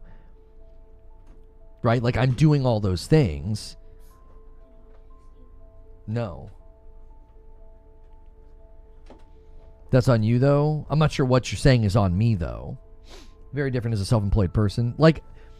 I think when you're clocking in hours at a job, it's different, right? It's not equal, because you're going into the office and you're there. You're not in your home. You can't take a break. You can't go lay down if you need to, if you're tired or not feeling well. I generally don't do that. But you can't do those things. You're in the office. I live the exact opposite life of Lono. I track my days in 6-minute increments. I could never do that. Most people get caught up in the propaganda of more and more and over leverage and spend money they don't have. What are you guys talking about? You can also have a life and enjoy it instead of working yourself to death for nothing. I mean, it certainly depends on the line of work. Some people say, I'm going to burn myself to death for the next 5 years, and then I'm going to slow down. Commonly, they don't do that, but a lot of people will do that. They'll fall into that trap of I'll burn the candle at both ends for the next 3 to 5 years, and then I'll be able to coast. It generally doesn't work that way. Generally, the more you do, the more work is required to keep it going in general. Not all lines of work, but I kept telling myself that, I'm going to do this, and then I'll be able to take it easy. Well, but then it opens up new opportunities, and then you're traveling more, and then you're getting more of this, and then more of that, and then to maintain, you got, there's a lot. Check Discord. I don't see anything in Discord. I see Paul and Chris talking. What are you talking in members chat? What? You can come up. You can come that far, bud. You won't be on camera. There you go, my man. Yeah, I'm not seeing what you want me to see in the Discord. Wait, unless this is you. Is this you talking, Ken? Unfortunately, I think a lot of these companies realize that they have the power now and there's not much competition. Oh, you're Chris. Okay, sorry, Chris. You said, oh, yeah, ya boy Chris F in the Discord. From 40 hours to 60 hours is a 50% increase in work time over the week. That can be incredibly disruptive to people's lives, especially holiday season. I don't disagree with you. I don't disagree with you. But here's the thing. It's already over. They did it and they're through it and it's over. Here's the thing I'm not saying. I'm not saying it's not disruptive, and I'm not saying it's not a big ask. What I'm saying is this isn't what people are making it out to be.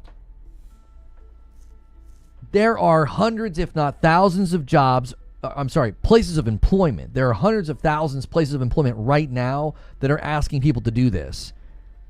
And You do it.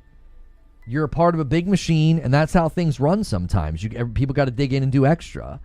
And yeah, 60 hours wasn't mandatory. 48 was mandatory. You had to at least add 8 hours a week, and they didn't want you to exceed 60. And it's over now. So on average, some of these people could have, I mean, think about it like this. You're usually not at the office for 40 hours. You're usually at the office for 50 hours because one of those, there's an extra hour usually for lunch. You're usually in the building for 9 hours. So plenty of these people could have just done what's called a working lunch and clocked that extra hour and hit an extra 8. Easy. They could have easily done that. Well, no, that'd be an extra 5. So they could have gotten really, really close to the extra 8 just by doing a working lunch. Like, there's ways to do this. Like, you know what I'm saying? You just bring something that's not messy into the office and eat it while you're working. And then you get that extra hour. So by the time you get to Friday, you've already clocked an extra 5 hours. Do you see what I'm saying? Like, I don't think it's nearly as bad as people are making it out to be. Crunch culture became highly criticized in the gaming world because people would crunch to get a project finished, and then the next project, they would just be expected to keep working like that. That is completely unacceptable, and it doesn't work. From a pure pragmatic view, it's really ineffective. It's really ineffective. Thank you guys for getting the 200 likes on the video. We're about an hour into the broadcast. We haven't gone to the other news stories yet. We're just now kind of batting the ball around about the Intergalactic Naughty Dog overtime situation, which has already come to a close. They're no longer doing it. They did it to get a demo ready. Work is disruptive. All businesses will require you to work extra at times. To get all up in arms over this is silly. This is just called working as normal. Korea developers do this by Wednesday. I work 50 to 60 hours a week and a week and half for 6 months, and I still don't think it's right. I think if it's for a limited time and it's controlled, which is what they did, right? It was for a limited time. They got the demo out, and they're no longer doing it. They're no longer requiring mandatory overtime. And it was controlled. They didn't have people clocking 70 and 80-hour weeks and sleeping at the office. They said, we need you to add an extra 8 hours minimum, and you cannot exceed 60 hours. I think that's a very reasonable way to do it. I don't see any glaring problem or flaw here. Check my last comment. It says sneaky. Everyone needs to calm down. A requirement of only extra 8 hours. That's just like picking up an extra shift. Relax. Yeah, I mean, for all intents and purposes, all this meant was maybe the person has to like work a Saturday or a Sunday, and or they could do 4 hours on a Saturday and 4 hours on a Sunday, like pull a little half day. Theoretically, if they do a working lunch Monday through Friday, because they're salary, so there's no law about like you got to give them this and that and the third, do a working lunch all week. You clock an extra 5 hours. You could do 3 on a Saturday and you're done. You know what I mean? That's not that disruptive. What was probably more disruptive than the mandatory overtime was requiring people to come to the office more. Picking up an extra shift equals getting paid. Well, certainly we don't want to give the impression they were paid extra for this work, but again, when you sign on salary with a company, it comes with a lot of benefits. You know, like I told people this before, I've got a lot of kids that glamorize, streaming. I've got a lot of kids in my circumference that think that like what I do is just so amazing. And I always tell them and their parents that there is a beauty in the simplicity of traditional employment. There is something very beautiful and simplistic about that. I'm never really off. I'm never really not working. It all is on me to make this thing work, right? For the most part, it's all on me. Like I basically have what amounts to almost like a partner at this point, where like I've got somebody helping me that is essentially employed and doing a lot of the things that I can't do, but essentially it all falls on me.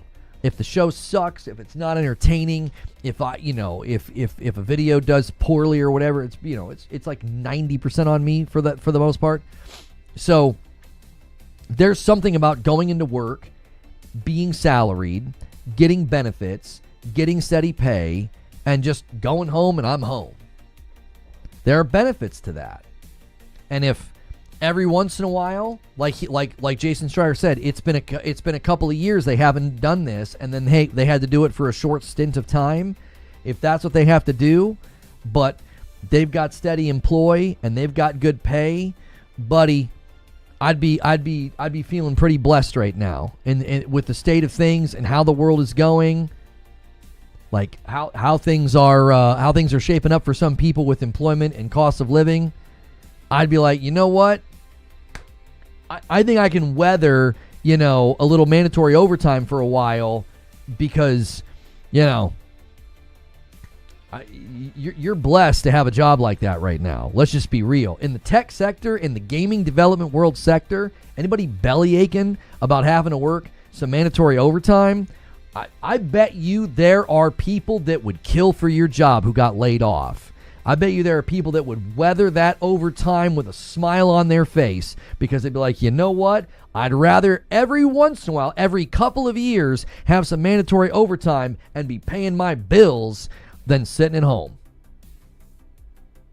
You know what I'm saying?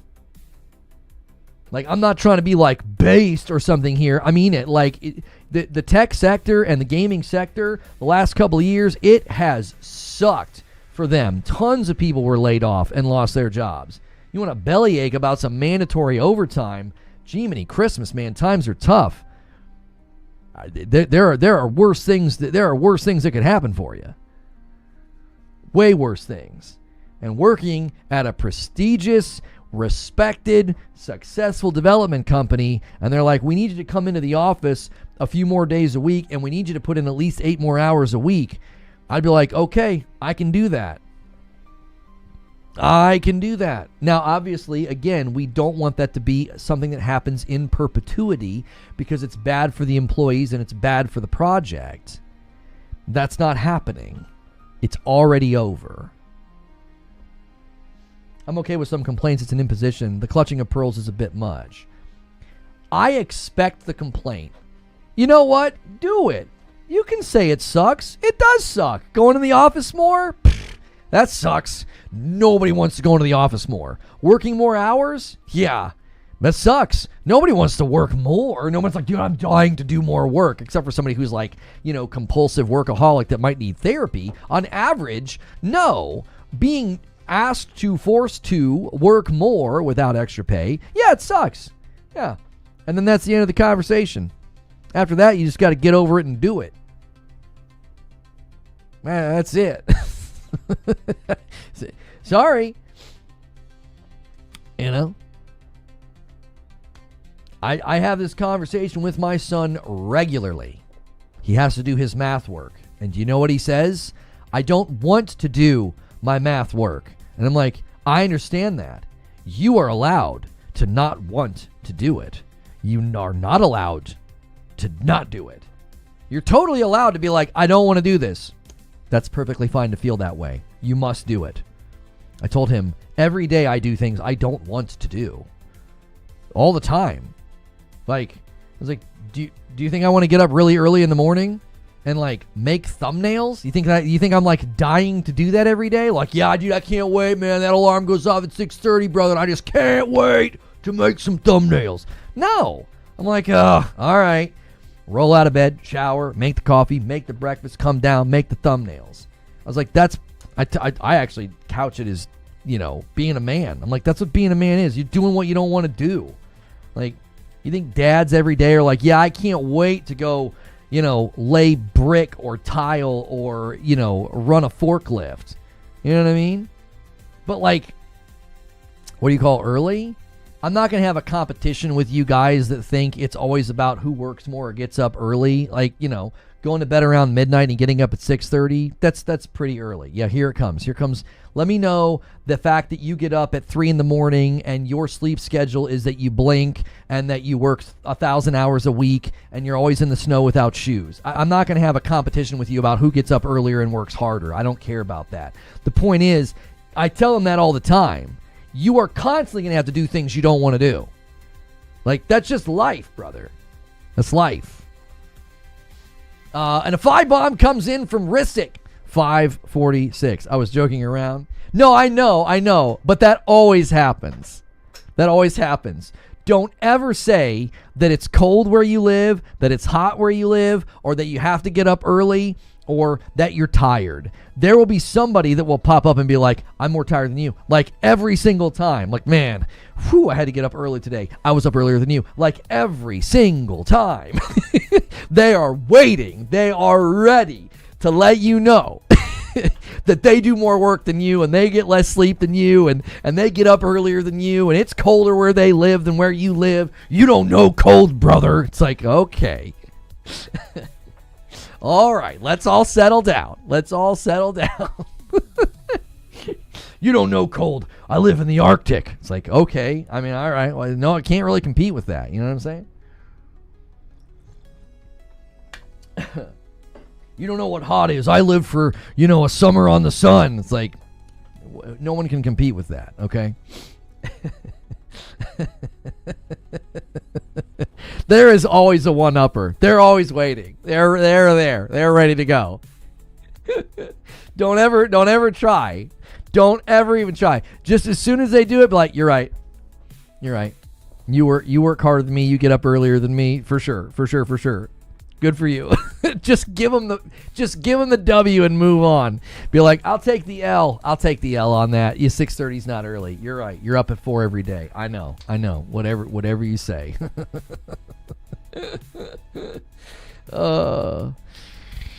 Just Gray Rock. I don't even know about Gray Rock. I just hand him the trophy. You win. Good for you. My friends of mine, they can't conceive of my schedule. They don't understand it at all. They go to bed really early. They're in bed at like 10. The lights in their house are off at like 9 o'clock. Okay, they're in bed like 10. And they get like a full 8 hours of sleep. They're like 10 to 6. And when they realize that, like, I'm going to bed, like, midnight, 12:30, and then I'm waking up, 6 hours late, 5 hours later sometimes, 6 hours later.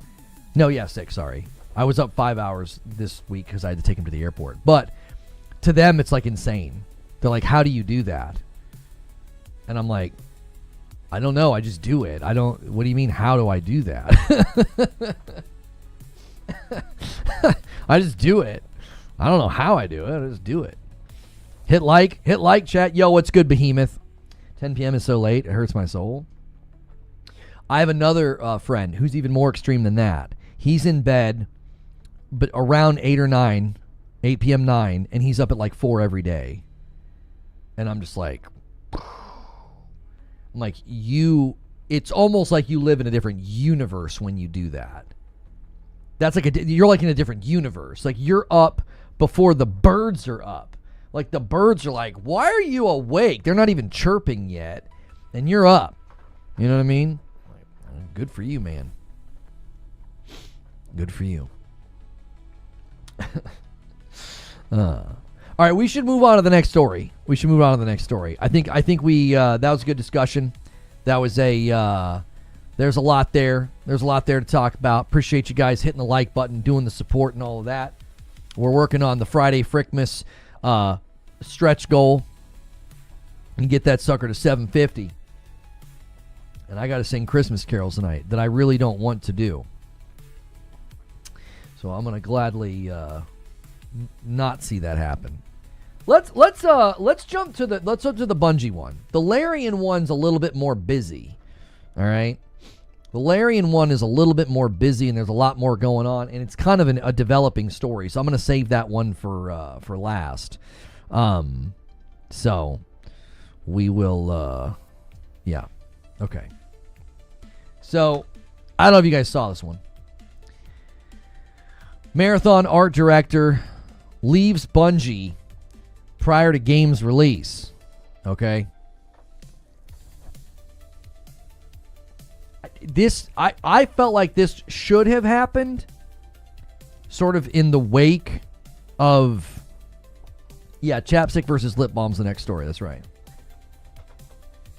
Let me start over.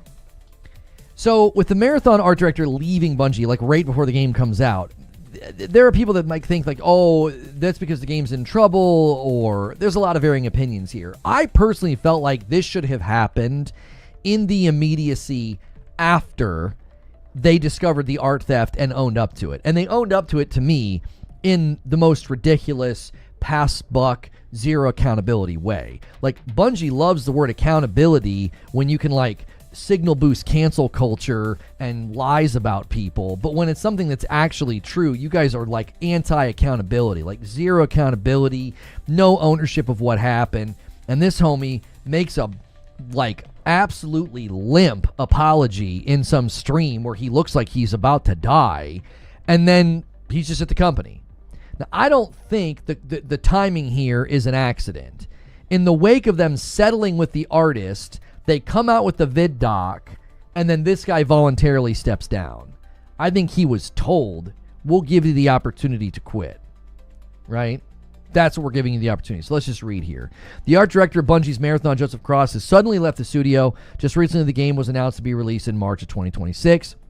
The FPS multiplayer shooter revealed in 2023 is a new entry in the Marathon series and a first-party title for the PlayStation under Bungie. Originally, it was set to launch in September of 2025. It was delayed due to a number of controversies, including, and most notably, art plagiarism. This month, Bungie re-revealed the game with new gameplay and promised it would ship in March of 2026. However, one of the key members of the development team has left. So Joseph Cross, Marathon's art director, has left Bungie ahead of release. Earlier in the day, the Game Post found that the Destiny 2 alum had updated his LinkedIn and got rid of the present status for Bungie, showing 2025. Now, in an article from Kotaku, the outlet confirmed that Joseph Cross, Marathon's art director, has left the studio. No official comment from Joseph Cross or Bungie has been made as of writing. Okay, so here's the thing. If you don't have an official comment from Joseph Cross and you don't have an official comment from Bungie, I don't know why everybody's saying that like he left of his own accord. I find that to be almost the most unlikely turn of events. Okay, wait, he actually has tweeted. Hang on, let's pull up the tweet.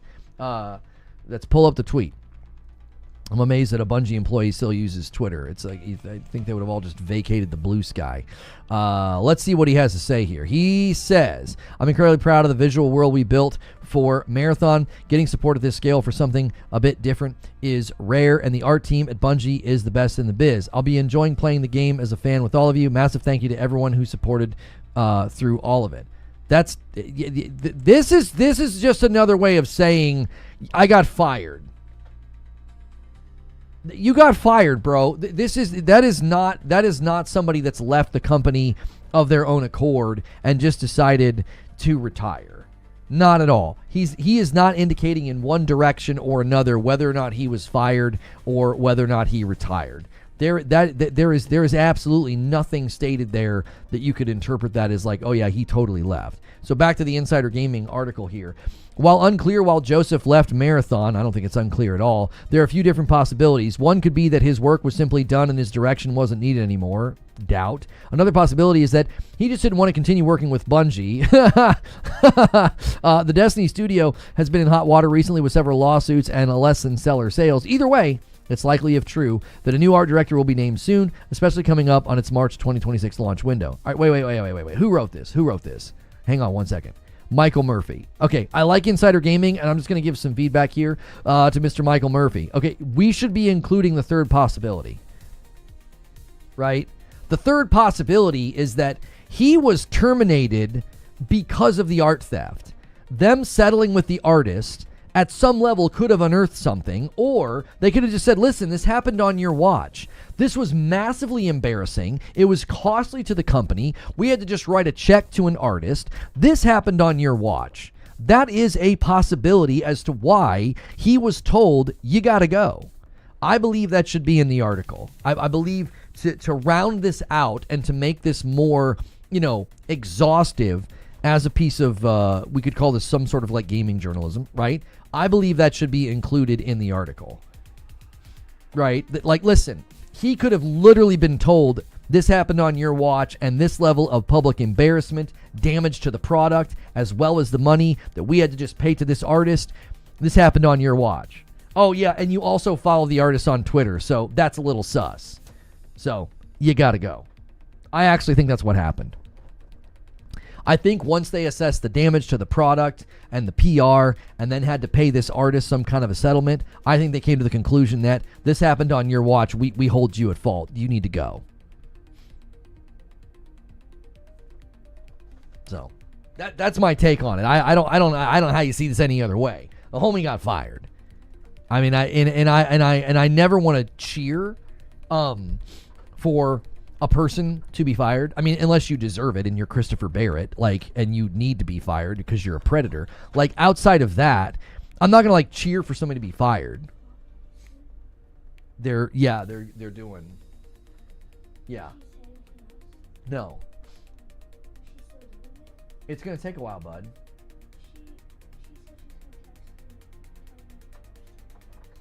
You can. Hey, buddy. Hey. Buddy. Hey. I appreciate you not just watching something on your own. All right? That's big man stuff. Show or movie? What? Shows. What are you going to watch? Okay. It is currently... Hey. It's currently 11:47. By 12:30, you need to be done. Good man. He may have had that in the article originally, but then was told by his boss to remove that part. Why would you remove that part? That's clearly one of the possibilities. Conspiracy take, anti-real demanded him getting fired as part of the settlement.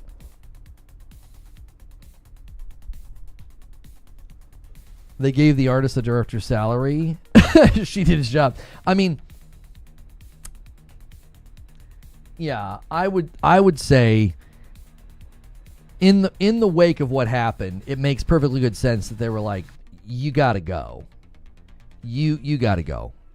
This happened on your watch. You were literally following the artist on Twitter, and you just cost us a lot of money. At some level, the money that he cost them is incalculable.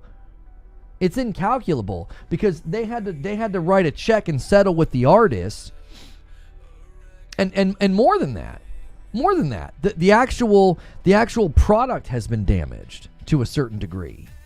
The product's been damaged. Nightbot bad again? Let me see. No, Mikey, your question got through. Don't worry, it got through. Yeah. John has a question in here. How does the Xbox 18-month cycle work now with games also going to PlayStation? I don't know how any of this stuff works, but I feel like crunch could be a factor. I don't know exactly where all of the Xbox studios land, like how many of them are on contracts and how many of them are not. But I would say that's a concern I've had since they started buying all the studios, and then we heard what happened with 343. That's a concern that I have. I got an error on my end, my bad. No, you didn't do anything wrong. Sometimes Nightbot just does that. And I have to check the spreadsheet to see if your question got through. Sometimes Nightbot will pull the error and your question won't get through, and sometimes it does get through. So I always just check the spreadsheet. You didn't do anything wrong. That's just what Nightbot does. Off-topic question now. Yeah, I don't. Off-topic questions are fine. You guys can submit off-topic questions. That's fine. Yeah, your command has an exe at the end.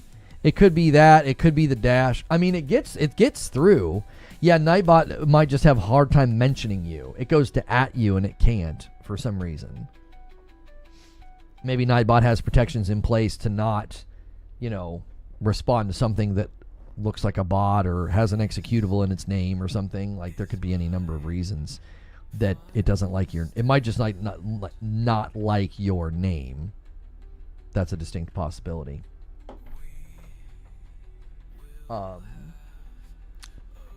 Yeah, it might just be a detection within the bot itself.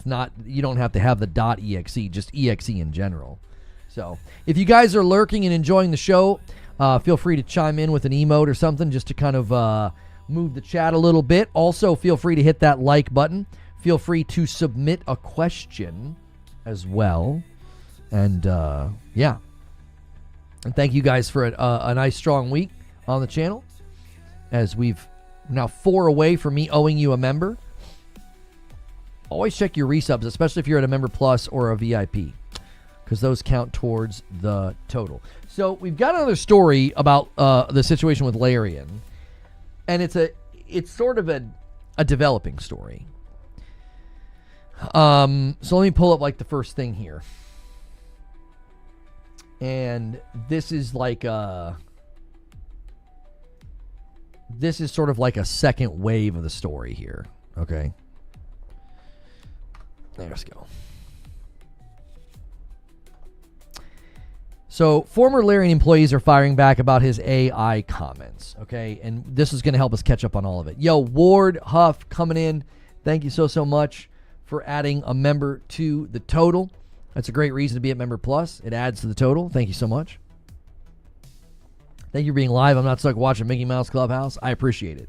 If you guys appreciate this stream that's here for you Monday through Friday, keeping the workday going fast, keeping you entertained, always remember that one of the reasons I'm able to do this every single day is you come in, you listen, you lurk, and you hit that like button, and then you do what Mr. Stonespire is going to do. He's going to support directly with a gifted member. The real big thing that we're trying to do now is we're trying to get folks to grab Member Plus. So if you've enjoyed a gifted membership and you enjoy this content for a really long time, we're really trying to get our Member Plus number back to over 500. We've slipped a little bit. Starting in January, the Green Room returns to YouTube. So you're going to want to be at Member Plus or you won't be able to watch the Green Room. And another single gifted comes in from Mr. Stonespire. He's going to land the 550 all by himself. And maybe, just maybe, he can tempt somebody to 50 bomb us to 600. We'll see. Abe steals the glory. He's so rude like that. Abe comes in and does a single gifted to 550. Stonespire doesn't realize it and does an Agents of Chaos. We're now at 551. And Ward Huff had the same idea. You guys are so rude. And now we're at 552. Listen, that was Joker Quinn's job. He used to ruin the setups. Somebody should just do it anyway, okay? Well, I want to see some farty bombs in chat, all right? Let's summon it. Let's manifest this. Let's make it happen, and you can interrupt me doing this news story, okay? All right, let's check this news story out. All right, so Larian employees are firing back based on the AI comments. Now, if you missed it, okay, Larian's CEO indicated that they use generative AI in their concept art, okay? And what they do is they use the generative AI to explore ideas, but then they make their own stuff. Like, they're not using generative AI to create concept art, okay? And a single gift that comes in from Biatch, and then a single gift that comes in from Ant Got No Games. You guys are trying to summon the 50 bomb by spamming Farty Bomb, and I greatly appreciate it.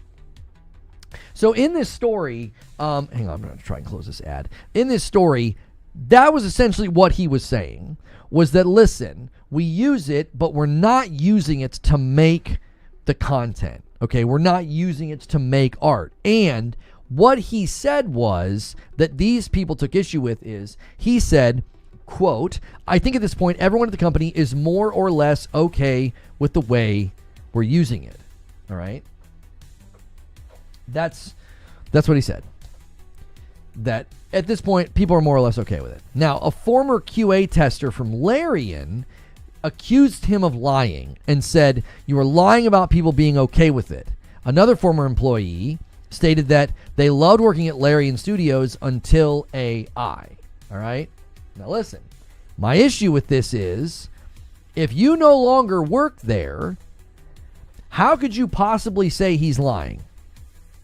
If you're not there anymore, if you got your panties all twisted up and your feathers all ruffled and you left Larian because they started using generative AI, that's your rights to do that. But you can't possibly come now and speak with authority and say, no, this is wrong. He also didn't say everybody loves it and everybody's okay with it. Now, there was very helpful coverage from SkillUp on this issue in his weekly gaming breakdown, where he said that Larian CEO Swen Vincke also indicated they're not getting great results from generative AI anyway. It's not really doing much. It's not creating efficiency for them at the company. This is not something they're forcing people to use. This is not something that they're replacing people either. They're not like, oh yeah, we don't need you anymore. So if these people left on principle, as we see, there's an almost reflexive response to AI on social media. If that's what these people were doing, oh, I hate AI, I'm out of here, okay? Saying things like this, like, show your employees respect, they're world class, and quote, here's where they decide to start doing a little bit of shadow boxing. They do not need AI assistants to come up with amazing ideas. Okay. This is a straw man. You're arguing against something the man never said. Number one, he never invoked need. He never said they need AI. He never said they use AI to come up with the amazing ideas. He said they use generative AI to sometimes explore something. They sometimes might explore something. They might sort of like see whether or not, it's an idea could work, okay? So I think, as far as we can tell, and from what Swen Vincke has gone on to say in other places about it, he does not see this as something that they're forcing them to use. It's not heavily integrated into their workflows. It's a tool there that they're able to use if they want. Well, this prompted other people and others to chime in to be critical of Larian. And one of the things they're being critical of is their hiring process. And this showed up on Reset Era. Now, I'm going to say you got to take this stuff with a grain of salt, because this could be just somebody disgruntled and angry because they couldn't get hired. All right? Thank you so much. Steam Deck Gamer with a single gifted gets us to 555. We are exactly 20 members away from the next milestone. That's a nice setup. Maybe you'll tempt one of the big boys to do a 20 bomb. Since the 50 bomb setup got ruined, now there's a 20. We'll see. I owe you guys a member. I'm actually going to do that right now. You guys know I like to give back. You guys are so generous, and I like to take part. So there's a gifted member for me as well. Thank you guys so much. Okay. So this person says the following. We can make this maybe a little bit bigger. Everyone is more or less okay with it. Dude, you're making people emigrate to work there because you don't do remote work. They risk having to change countries if they disagree with it. So she's upset that if you get hired, they don't do remote work and you'd have to move. Okay, that's the company's prerogative. They don't owe you remote work opportunities. Like, get over it or find a company that does. Now, under Vincke, Larian has been pushing hard on generative AI, although the CEO says technology hasn't led to big gains in efficiency. This is probably the most important part. He says there won't be any AI-generated content in Divinity. Everything is human actors. We're writing everything ourselves, but the creators often use AI to explore ideas, flesh out PowerPoint presentations, develop concept art, and write placeholder text. Now, he clarified they do not use generative AI to develop the concept art. They do it to explore ideas, and then they make their own concept art, okay? That's what they do. So even this summary statement is misleading, okay? Now, this person, Zoe, weighs in and says, I know this because they tried to recruit me and I strongly considered it, but they also do unpaid writing tests where you have to make it playable, so that's not something I vibe with. Again, I say how effing interesting that remote work technology is bad and not worth it. All research points to productivity gains, but Gen AI, which offers nothing, is so important to adopt and force on people who have no use for it. Now, I'm going to once again say we have somebody virtue signaling who is straw manning. I think these things go hand in hand. It's a Venn diagram that's a circle, okay? Commonly, when someone's going to virtue signal, they are going to exaggerate and misrepresent the opposition. She is completely misrepresenting what she's literally responding to. She's exaggerating and being misrepresentative, okay? He says right here that it hasn't led to big gains. There's not going to be any AI-generated content in Divinity, and They can use the tools to flesh out ideas or PowerPoint presentations, for crying out loud. Like, do you really want your developers wasting a ton of time on a PowerPoint presentation if AI can speed that up? Okay. And writing like placeholder text. Okay. And it hasn't led to a lot of efficiency. So invoking this language is completely misleading. Okay. They're not forcing people to use it. They're not. And offering nothing is simply untrue. It certainly does help with certain tasks and certain jobs, and saying it offers nothing is dishonest. If the shoe fits, this is why I'm having a hard time taking somebody like this seriously. It's like, if you can speak frank and honest about these situations, you're going to get taken a lot more seriously. When you want to pound a virtue signaling drum while shadowboxing and making it seem like Larian's out here forcing people to use this stuff and it doesn't do anything good, okay, I'm not going to listen to you because you're misrepresenting everything at that point. So it's like, why would I trust you? You know, false in one thing, false in everything. Sorry if you're a Larian dev and you have to deal with your CEO publicly saying you're cool with AI use. I'd be losing my mind. And someone says here, Larian's horrible hiring process is an open secret in the industry. Insane amounts of unpaid work and writing tests, excessive numbers of interviews, months and months of back and forth, etc. Everyone in games narrative circles has heard the stories at this point, probably from multiple people. And what I say to this is, if you don't like their hiring processes, get over it. Go work somewhere else. Like, if they want to have these kind of hiring processes, I mean, that's their prerogative. If this limits the pool of people that apply, if it limits the pool of talent that could potentially procure for the studio, so be it. Get the frick over it. My only potential problem here is if the unpaid writing tests here, Larian should not be able to use anything that comes from this. They shouldn't be able to use anything that comes from that. Like, that should be as a part of the interview process. If you write something to prove your prowess or your abilities, they should not be able to write. They shouldn't be able to use it. So, but if you don't like their hiring process, get over it. They don't have to make their hiring process fast, smooth, or easy. They don't owe you anything. They don't owe you a dime. They don't owe you a fast process. They don't owe you an efficient hiring process. They don't. If they want it to take a long time, that's their prerogative. Now, what this could lead to is less people coming and working at the company, but it could also lead to not hiring people that aren't good.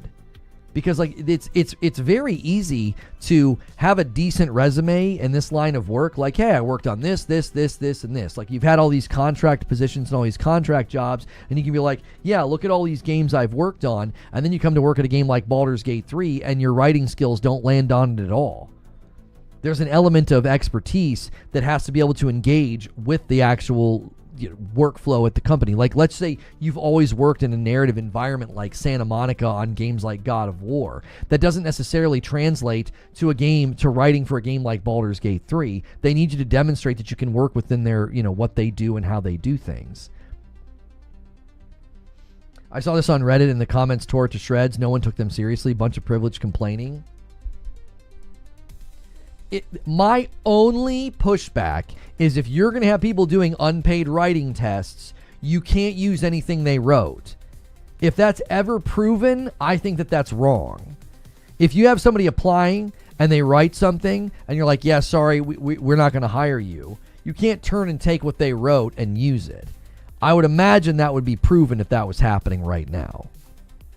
I would imagine you'd be able to prove that pretty easily, pretty definitively, if people were doing that. If companies were doing that, if Larian was doing that, I think it'd be fairly easy to prove.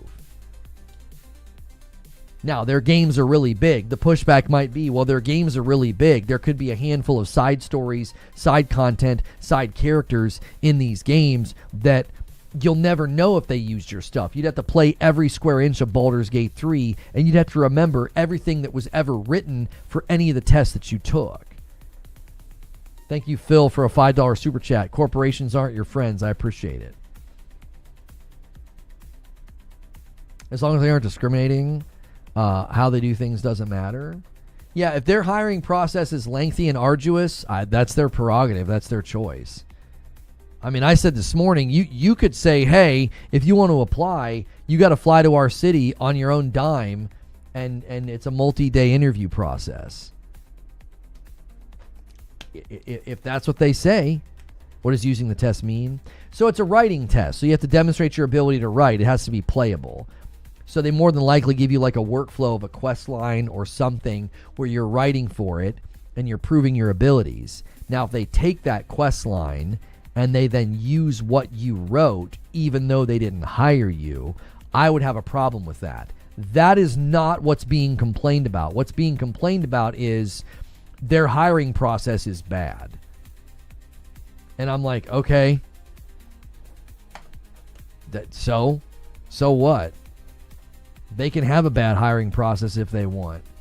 Their hiring process can be absolutely stupid, backwards, and inefficient. I remember there was a time where I was trying to get interviewed at Humana, and I was overqualified for the positions I was applying for.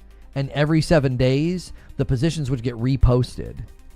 I finally talked to a guy that worked there, and he said it was a massive problem. He said HR kept saying, just repost, just repost. They would just repost the positions, and like almost nobody ever got interviewed because people would just give up. They would apply, wait, and they'd never get called. Or you basically what you had to do is apply for the position every time it came up and hope that you got called. It was incredibly inefficient, and it wasted a bunch of my time because you would have to fill out a form with information on it that was contained on your resume. You'd like upload your resume, and then they would ask you for your work history, and it's like, it's all on the resume. Oh my gosh. Well, the reason they want you to fill it out with, in their form is because it goes into a database and allows them to like organize you amongst other applicants. It's hard to do that with a resume because everybody formats the resume slightly differently. There's no industry standard. So that was a massive waste of my time. Their hiring process was stupid. It was completely self-contradictory. Now, I could tell other people that and spread the word and say it's incredibly hard to get hired there, but that's about all I can do. I don't have a legal argument. I don't have an ethical or a moral argument. I basically have a complaint.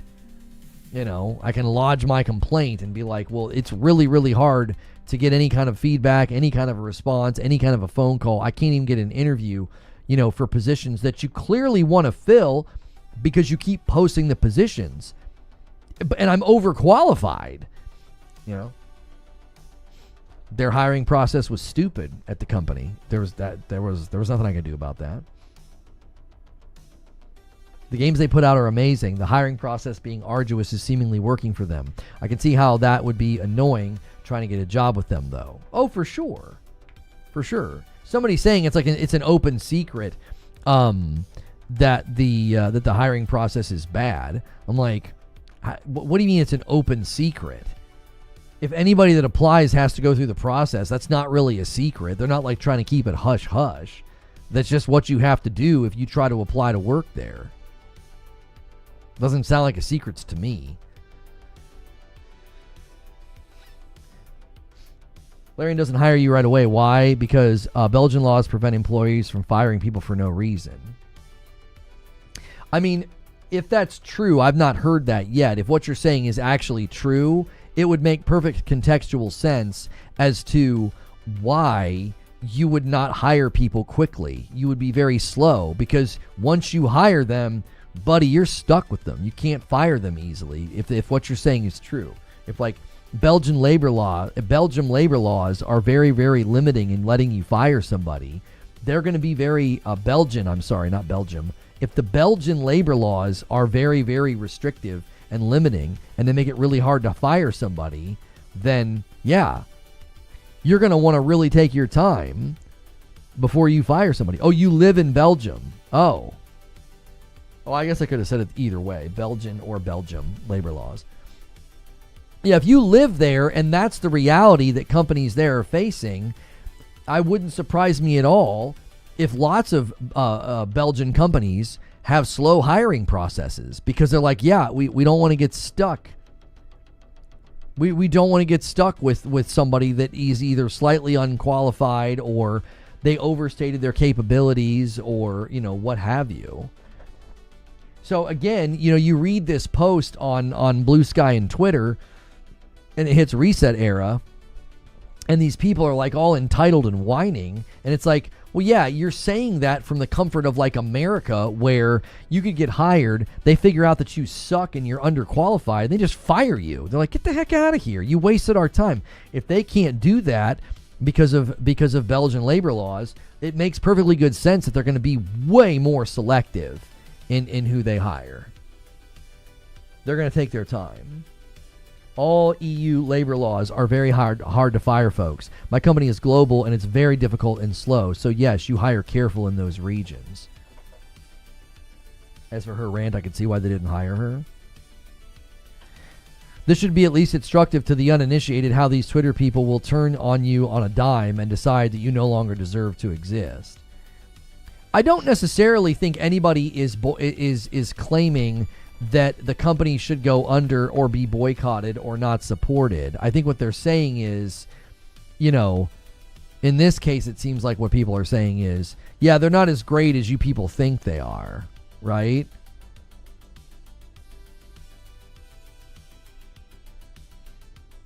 That's very, very possible that they're not necessarily coming out and saying, don't support them, don't buy their games. Like, they're basically saying, hey, we all were not cool. We all were not cool with the AI thing. No, okay, that's fine. You don't work here anymore. You know? You don't work here anymore. He was talking about the people that currently work there.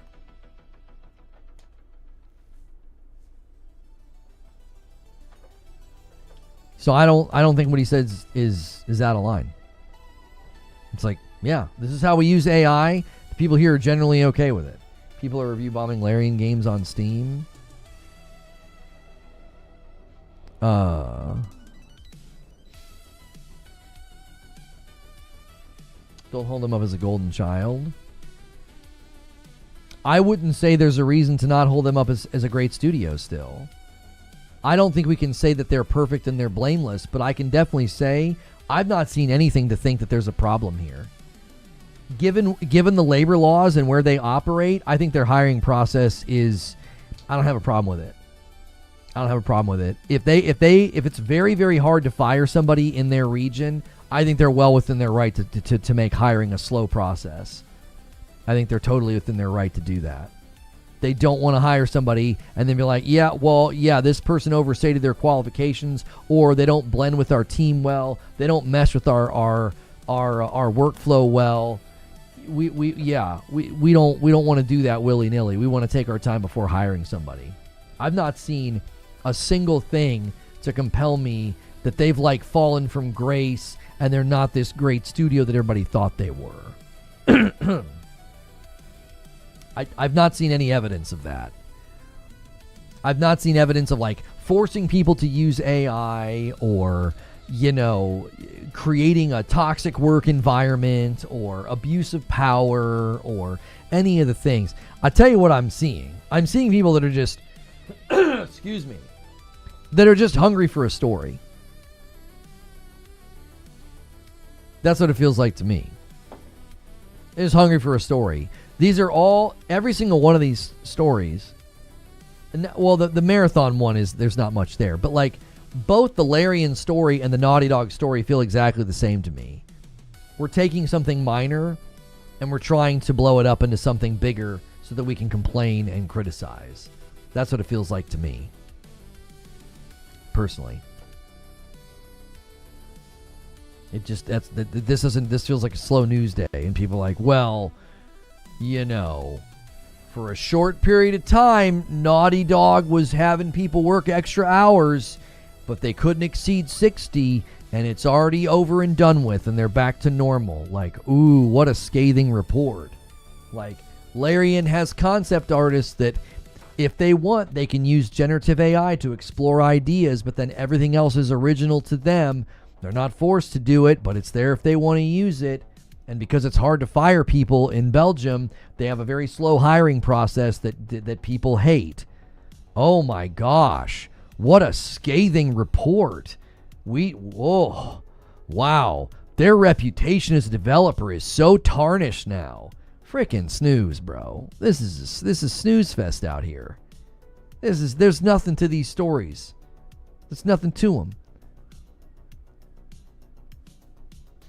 We're covering it because there's nothing else going on. There's nothing else going on. What are we gonna talk about? This is manufactured. This is manufactured.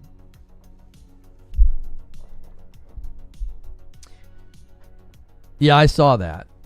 Yeah. Well, Sony will stop with that AI crap.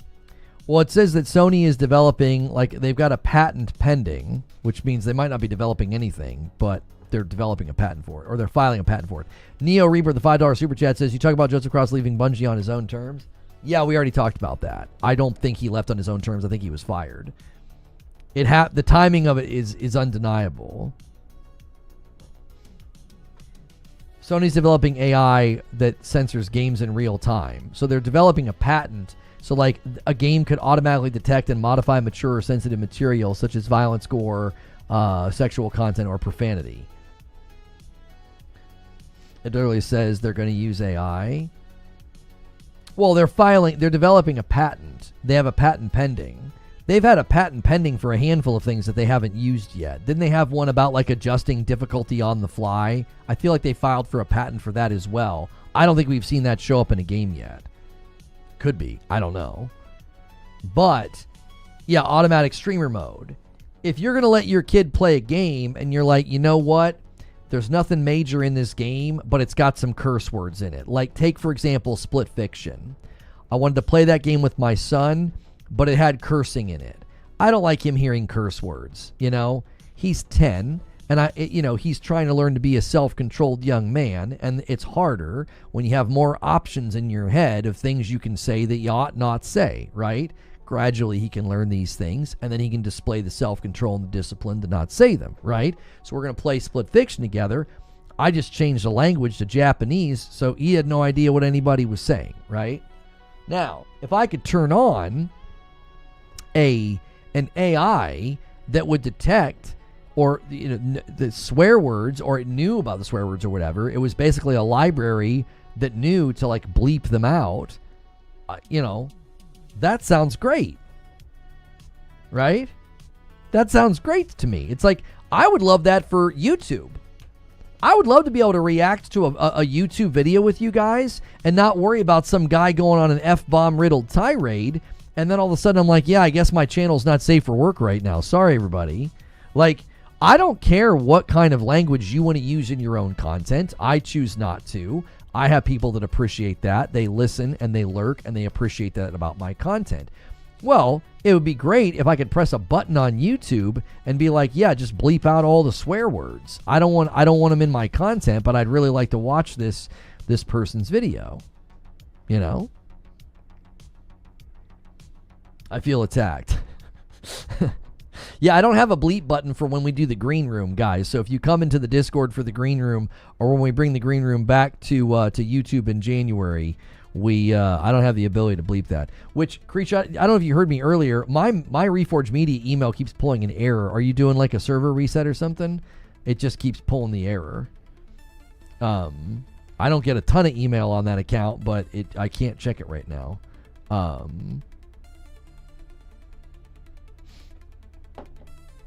Most of the education is from Jerry Springer and Maury and Eminem and other 90s rappers. I mean, that explains a lot.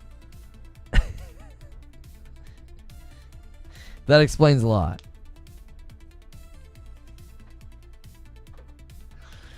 Hang on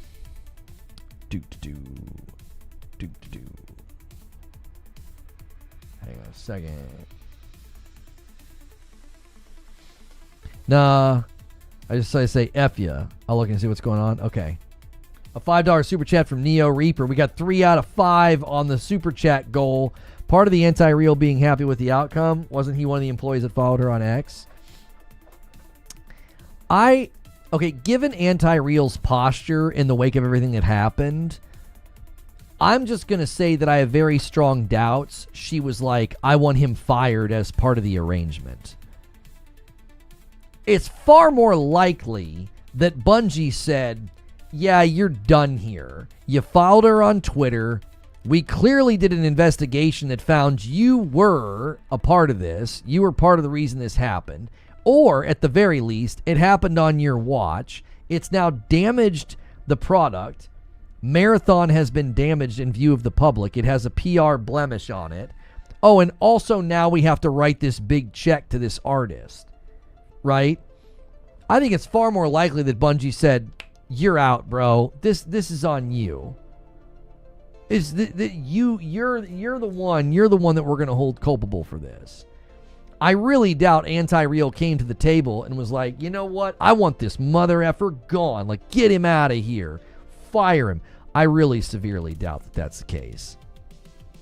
Anti-Real never postured vengeful or any of that on Twitter. She literally just seemed, obviously insulted and mad. Boy, this better not be another rigged fight. I tell you what, ain't no way. This guy's got reach. He ain't gonna be like last time, man.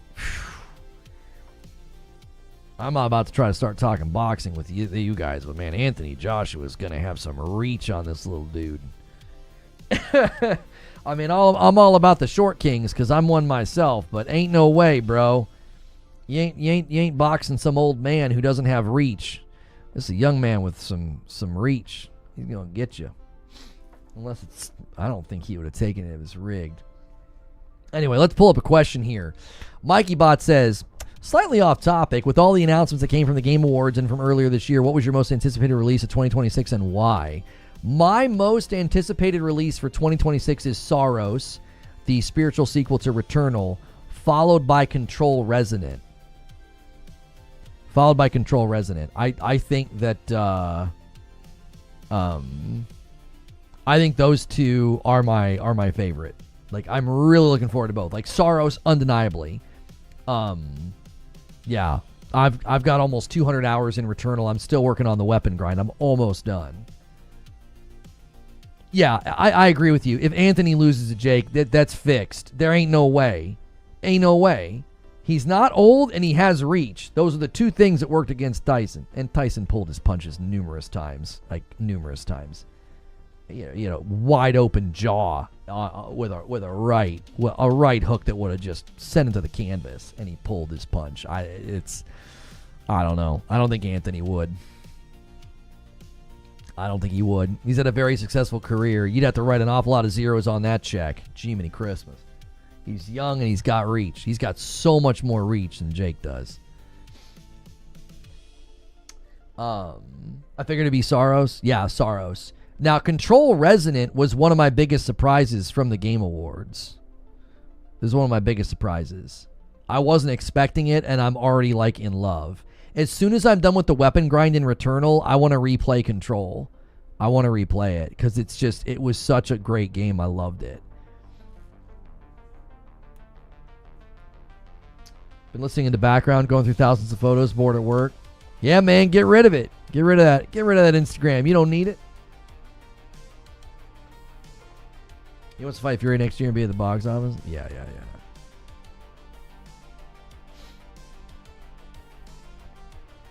Let's take another question here. Zinthos says, did you find it concerning that Naughty Dog failed to meet development checks for Intergalactic?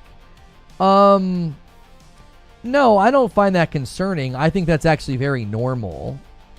I think it's extremely normal in the early stages of development for things to fall behind, for playable demos to fall behind. I actually don't think that that's a sign of trouble. I don't think that that's abnormal. I think that's actually pretty common.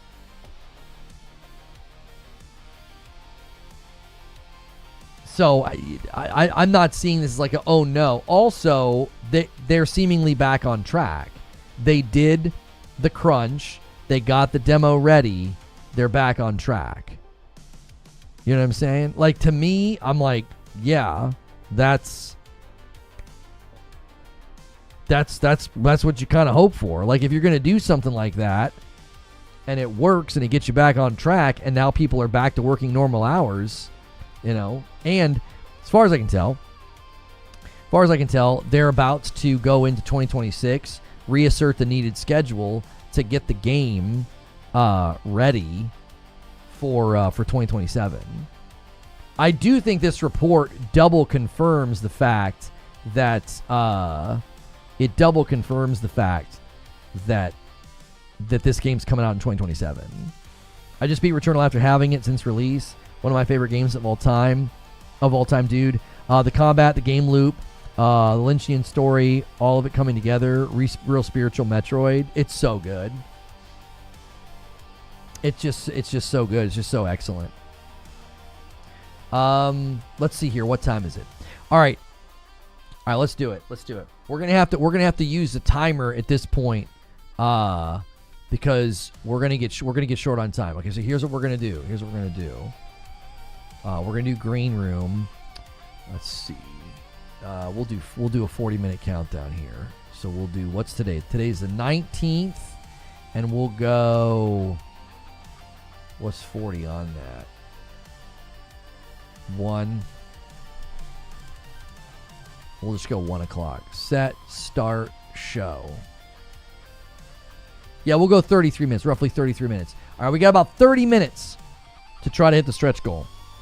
You guys unlock tonight. We'll be doing a Frickmas Friday, hanging out with Madam, looking at gaming news, things like that. We can do another one next week as well. Next week's going to be a bit more of a gauntlet, though, because I'm not wanting to stream day after Christmas.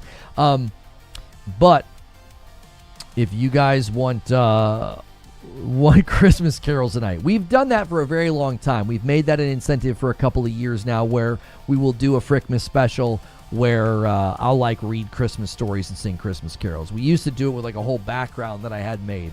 We don't do that anymore because I don't have a green screen. I mean, I do, but it's over there. So y'all are going to have to hustle if you want that for tonight. God of War 2018 didn't meet quality standards. There is now an infamous story about that meeting. Oh, really? Huh. When is the Intergalactic demo supposed to come? Oh, it wasn't a demo for us. It was a demo to show to PlayStation. They had to get a demo of where the game is right now. So they do these and this is something, what this could be related to? Isn't the fight on tonight? Yeah, I mean, I'm not going to not do my normal schedule just because there's a boxing match on. You just sing a cappella. I usually find karaoke YouTube videos and then they get copyright claimed later. So I think usually we can find copyright-free karaoke instrumentals, though. So the infamous Yoshida quality check. No, what I was going to say is this could be related to something Herman Holst said. Herman Holst said something about or maybe it wasn't Herman Holst. Was it one of the C-suite guys that said they were going to have more, what do they call those? Benchmarks? I'm not really a boxing guy. I just, I was following the story because Tyson looked like a monster. And then he looked like he was tired and pulling his punches. Thought it was tomorrow? Yeah, I thought it was tomorrow.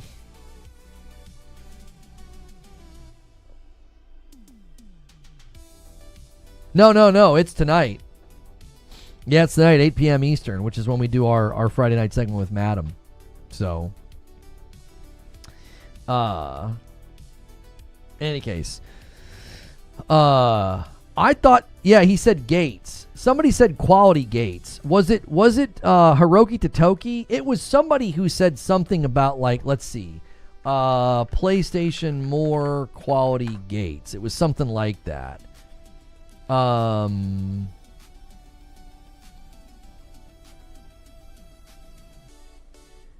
Sony has pushed, so Sony pushed its first-party studios to adopt more stringent internal checkpoints. Studios are now required to conduct more exhaustive playtesting and market analysis earlier in the development cycle to catch potential issues.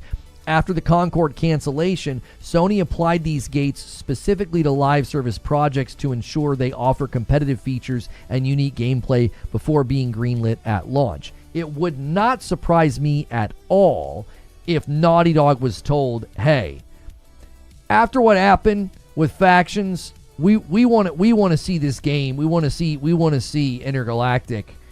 We want to see how it's going. Let us see it. Come on. Show us a demo. This is ambitious. You did that big, huge trailer. You did that big, huge announcement. The thing is slated to come out in about a year and a half. We would like to see it.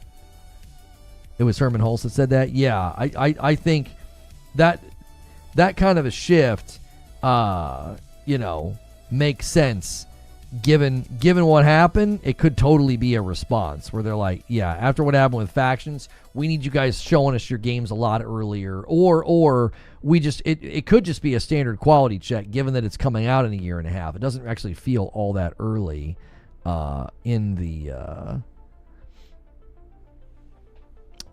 cycle of development, because if it's not coming out next year, then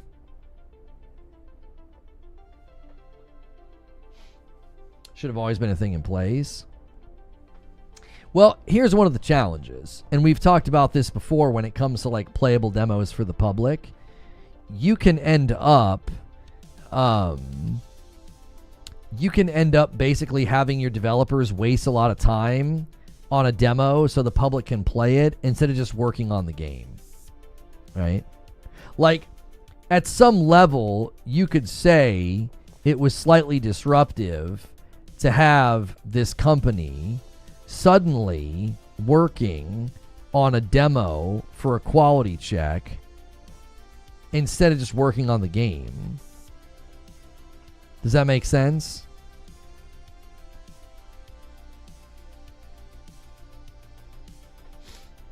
Like, they had to basically do overtime, bring people in, more often, and say, hey, we got to get this demo ready for PlayStation. I mean, that potentially can take away from your, can take away from just your normal workflow. Like, I'm not saying they shouldn't do it. I'm just saying it could potentially be more problematic than it's worth to be pulling people into the office, to be dedicating time on this demo. They're not working on other things when they're working on this, if that makes sense.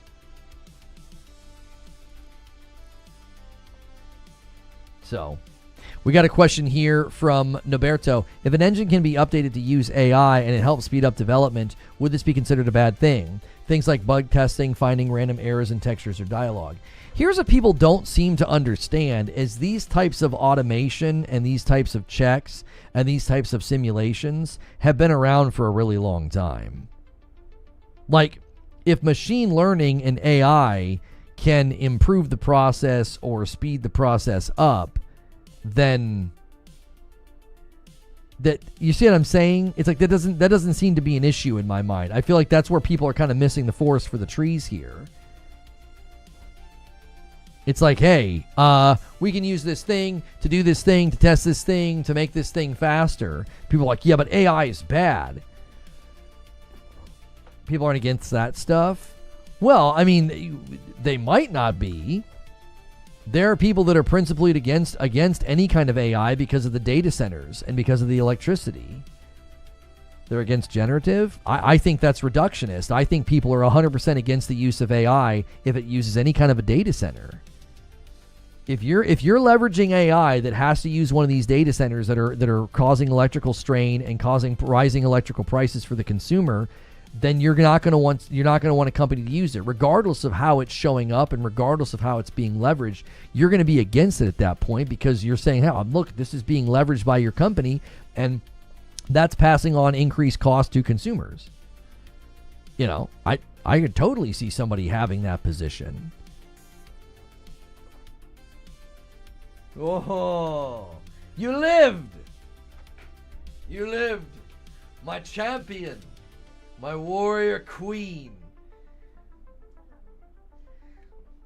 Now, you can be a queen and not be married. You can be the daughter, heir to a throne. Yeah, but you don't need to be married to be a queen. You can be the heir to the throne, and then you just, the king dies, and then you inherit the throne. So you're saying you're gonna die? No, I'm not saying I'm gonna die. Queen Elizabeth? I just told her that. I said she's a warrior queen. She survived. She lived. They took her blood and she didn't die. You almost did? Okay. Well, just rest and relax for the rest of the day. You're going to lunch. No, I know where you're going. Bringing lunch. You're bringing lunch. No, I can't. I'm sitting here, kiddo. Alright,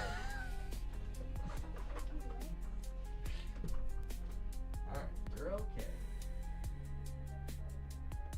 It didn't? Oh, it's almost like we told you that worrying about the unknown. No, excuse me. What were you saying? Sometimes you're Achoo! stop that. Sometimes your parents know more than you, and you should trust us, you know? Sometimes meaning pretty much all the time. All right, go on. You think giving blood is tough? Well, I wake up at 4 a.m. and work for chicken sandwiches. A perfectly crafted joke. So, heads up, guys. You got 24 minutes. If you're going to rally and try to get this to 750 for tonight as a stretch goal, your time is shrinking. Your time is ticking away. I don't have another segment planned for today. We will just go to the green room. And I will probably, jaw for a little bit, and then I'll have to hop on the phone with Creature again. I'm really wanting to finish that weapon grind in Returnal so I can start playing Control. The week of Christmas would be a great time to have a game like that to play. I hate visiting the vampires, but sometimes you just gotta. Yep. Yeah.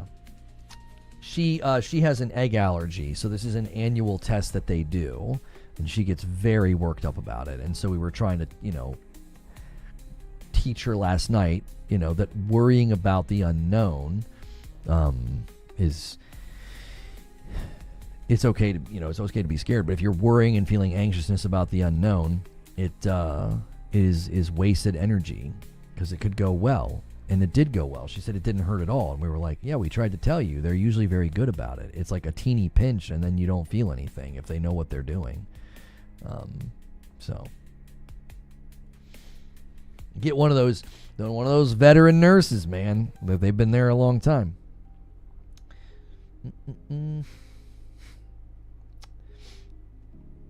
Xena was she's a warrior princess. Yeah.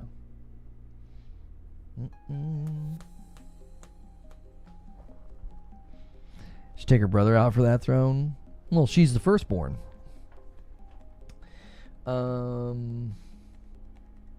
It is possible.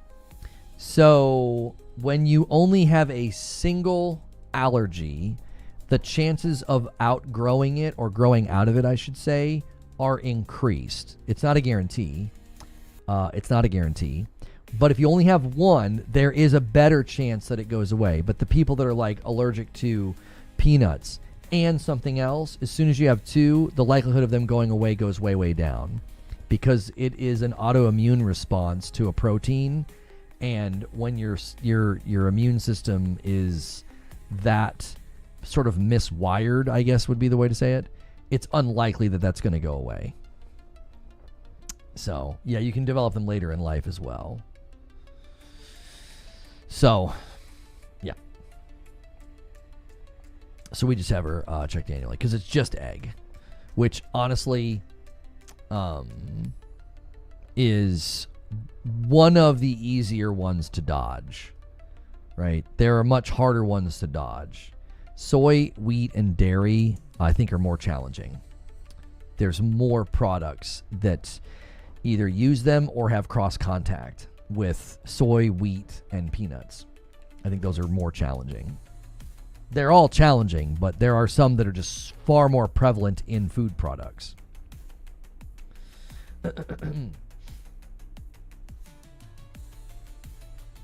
Yeah, nut allergies rarely go, because you're usually allergic to a whole host of them, and that's considered multiple. Because some people are just allergic to tree nuts, but some are allergic just to peanuts. But if you're allergic to just like nuts in general, yeah, you're probably gonna carry that for your life. Yeah. So we don't have any products in the home that put her at risk, like, at all.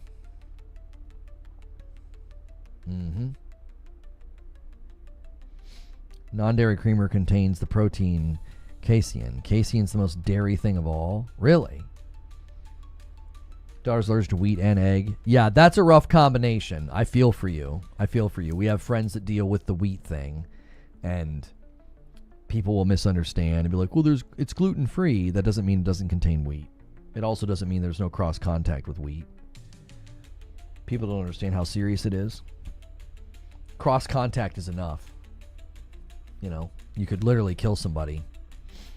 Like if you have gloves on and you recently touched something with egg in it, and then you touched food that my daughter consumes, it could be fatal. You know, we have an EpiPen and all that, but still, if it's outside of the frame of your life, you don't really think about it. You know what I'm saying? It's totally understandable that people are ignorant, because until it affects you, there's no reason to be highly educated on it. Now, if you work with food or you work with children, you should be highly educated on the way allergies work. Sadly, lots of people are not. But most of the time you go to a restaurant, they have very, very good practices in place because they don't want to get sued. So they'll do glove swapping, instrument swapping, and all of that.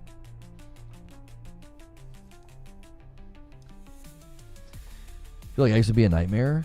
It's actually not as bad as you might think. It's a challenge, but it's not nearly as bad as you might think. There are really, really good alternatives in baking. My wife is a dessert expert. She brings desserts all the time to church functions, and people are like, if she brings it, it's going to be excellent.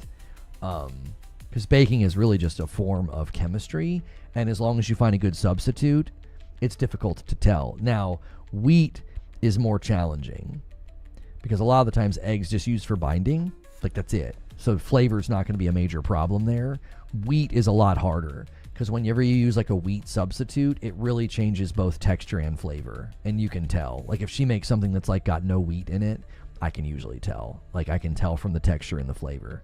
If she makes something without egg, I'm like, I can't tell. This is fantastic. You think the steam machine will be delayed because of RAM prices? I don't know enough to comment on that. I don't really follow hardware circles and things like that. 30,000 feet, yeah, of course. Anytime there's a price fluctuation that is that far reaching, and you can deal with like shortages and stuff, it can affect production. I mean, it affected the consoles. They didn't delay, they shipped, and they were really hard to get. Nintendo delayed not because of like hardware or shortages or anything like that. They delayed because they wanted to be able to meet demand. So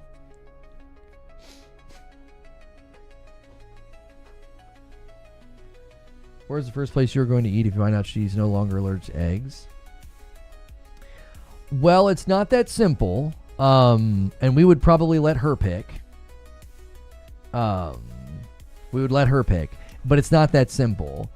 If you do a food challenge and they pass the food challenge, you then have to do something for a certain amount of time. I think you have to do like a bake. You bake it. My wife is way more educated on this than I am. You do like it's a certain amount of time where they have to regularly consume something that it's baked into. And then after that amount of time, if everything is fine, you introduce it like directly. So you would go from like giving her like a baked good to being like, here is a plate of eggs. Yeah.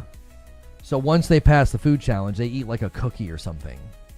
If they pass that food challenge, which I think she's going to have to be much older to do that. The anxiety is too much for her right now. It's a very big fear in her mind, which is good, but can also be a bit much, right? Because it's, you know, you're 12 years old. That's a lot to think about. Thinking about like, food can kill me. You know, imagine having to deal with that as a kid. It's not like a normal thing. So if you pass the food challenge, then you have to do a period of time where they're eating it in like a baked good. I think it has to be like the second or third ingredient. It's something like that. It can't be the primary ingredient. So it would have to be like, you know, a cake or a cookie or something.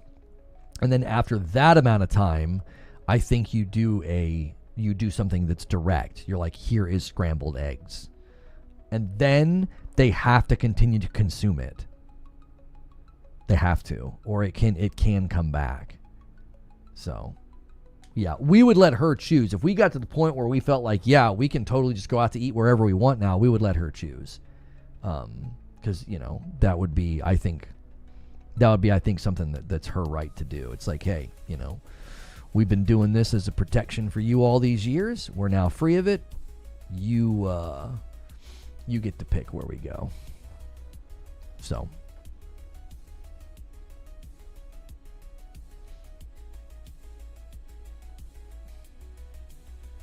But for kids it is normal, they don't know otherwise.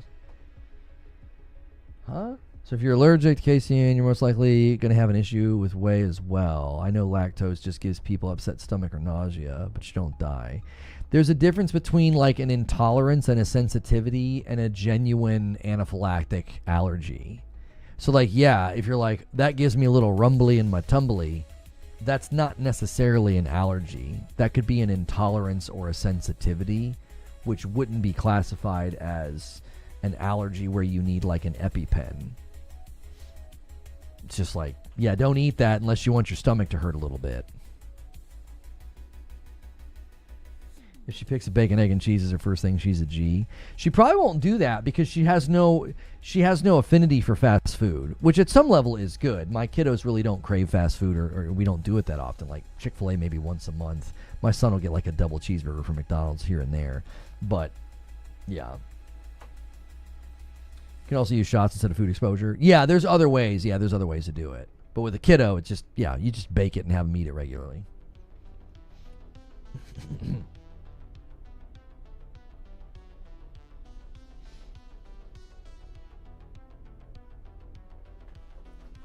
Was this scene I'm smelling delays in the future? Yeah, we covered it, and there's no reason to think it has anything to do with a delay. It was an internal demo check that they did increased work hours for, and now they're no longer doing those increased work hours. Broken Earth said, YouTube blip for me again. This is really getting annoying. Anyone else or just me? Is anybody else experiencing blips today? Broken Earth was experiencing them yesterday.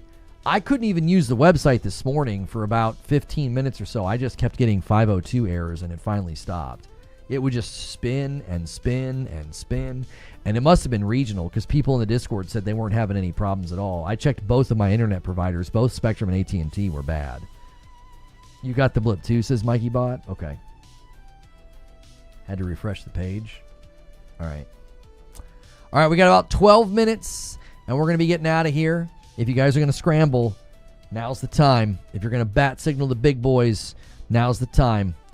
We are going to be going to Green Room. And for the remainder of the year, Green Room will be in the Discord, but starting in January, we're going to bring it back to YouTube. YouTube wasn't great this morning. I can never tell if the platform's having problems. Like today, the turnout and the numbers looked like a slight improvement. It's going to be a slight improvement probably over the next couple of weeks. It's never going to be night and day. Now that we're kind of bringing the team home to YouTube, you know, it'll take a couple weeks for things to improve. But it already is looking better.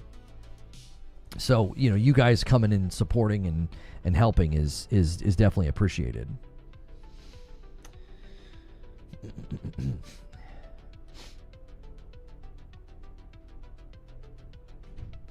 Expedition 33 used AI and broke record for wins at the Video Game Awards.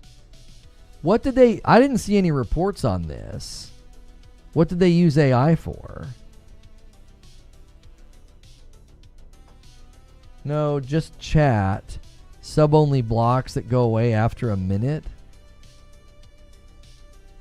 Can't use Discord at work. You can't like have it installed on your phone and listen that way? I don't know how you listen, like if you have like headphones or whatnot.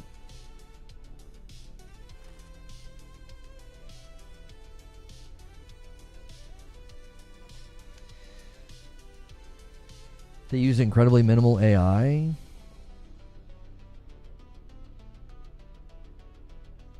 He owned the art mistake for all of Bungie. The artist is satisfied, and now Joseph is moving on. Wishing you the best. Yeah, I don't agree with what Destin is saying here at all. Joseph Cross did not own the art mistake for all of Bungie. They blamed some former rogue employee for doing it. That's not owning the mistake. That's not accountability. I don't agree with that at all. Chris and I were getting this, but it fixes itself after a hot minute. I'm half tempted to turn it off, if you want my honest opinion. I feel like we're getting bad subs anyway, because people sub to talk, and then they unsub. So it's almost like, is it really even worth running? If people start to come in and they're nasty or we get bots, it's not hard to ban them. Like, moderating our chat is fairly easy. It's not that difficult. You know what I mean? I'm tempted to turn it off, because if you guys are saying that it's giving you chat errors, it just isn't worth running. You know what I mean? It's like, because it could be turning people away from even staying. Like, how many people in a given day land in the stream and either get the error or they're like, I don't really want to sub to talk, and they leave. Like, I don't know. There's definitely a philosophy behind whether or not you should run that, and I feel like we should just have it completely turned off. And then, who knows? If you get to the point where you got like thousands of people watching and chatting, you just turn on members only, because it's like, you know, if you want to talk, you got to be a paying member. That's what the really big guys do. It's only been today, might fix itself next week. I'm also just thinking theoretically, there could be people bouncing because they're like, I don't want to sub to talk. You know, they might be like, yeah, I would talk and take part in this discussion, but I don't want to sub to do that. You know, a lot of people have that hesitancy, and I don't know. They might not get an error at all. If it's pulling an error on the sub only, completely disabling it might remove the problem. I don't know. I thought for a long time that it's a potential unhelpful thing to turn on. It might be, you know, counterproductive. Like, you can require people to sub to leave a comment on a video now. And I'm like, I don't know about that. You know, making somebody hit the sub button just to comment could end up being very counterproductive. Because it's like, they're not going to comment. What's Green Room? Green Room is the end of the day segment where we talk about what we're going to do. We're going to talk about what we're going to do the next time. The next day, the next show, whatever. The main character from Eternal is literally in Saros as a character in the same universe. No, she is not. The voice actor is voicing a character in Saros. Celine is not in Saros. Yo, Broken Earth's going to make a run for it. He's going to try to rally the troops here. He drops a 10 bomb and gets us to 565. We'll see. We will see. Sub to say F you and then unsubbed. Right, plenty of people will do that. Yeah. Could be detrimental. Yeah, it could be unhelpful. Do we stay here and stream? Starting next year, we will do that. But for the time being, we're doing it in our Discord. We're doing Green Room in our Discord server. So. And you guys have 7 minutes to rally to 750. It's going to be tight. Broken Earth's trying to stoke the fires. We'll see if he can get some folks to help him. This is for, and this might be why people don't want to do it, but it's to do the Frickmas. I'll do Christmas Carol karaoke for you guys tonight. We've done that for years. That started all the way back when I was on Twitch and streaming Destiny. We've always done that as like a fun end of the year thing.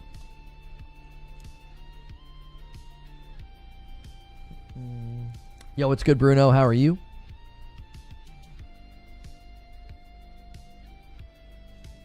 Halo Studios plans to remake the original trilogy. It is claimed.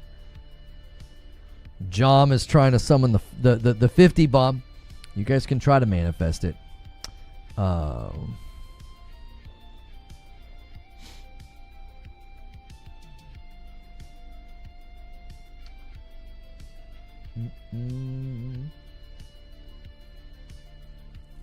We should have made the goal that you don't sing during Frickmas.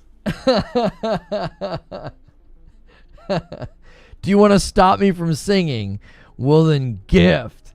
That's how we always did it in the past. Like, I don't want to sing. You know what I mean? I'm not sitting here jonesing to sing. So if you want me to embarrass myself, you know, I'm not doing that for free.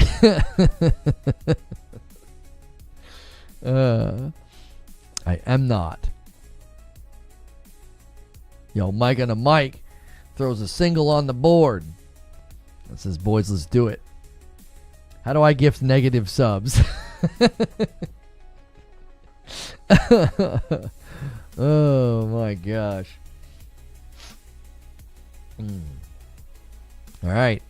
Final countdown. Final 5 minutes, boys. I got a question coming in from Perfect Image here. Since AMD and NVIDIA are going up, is Intel going to do a comeback? I don't know.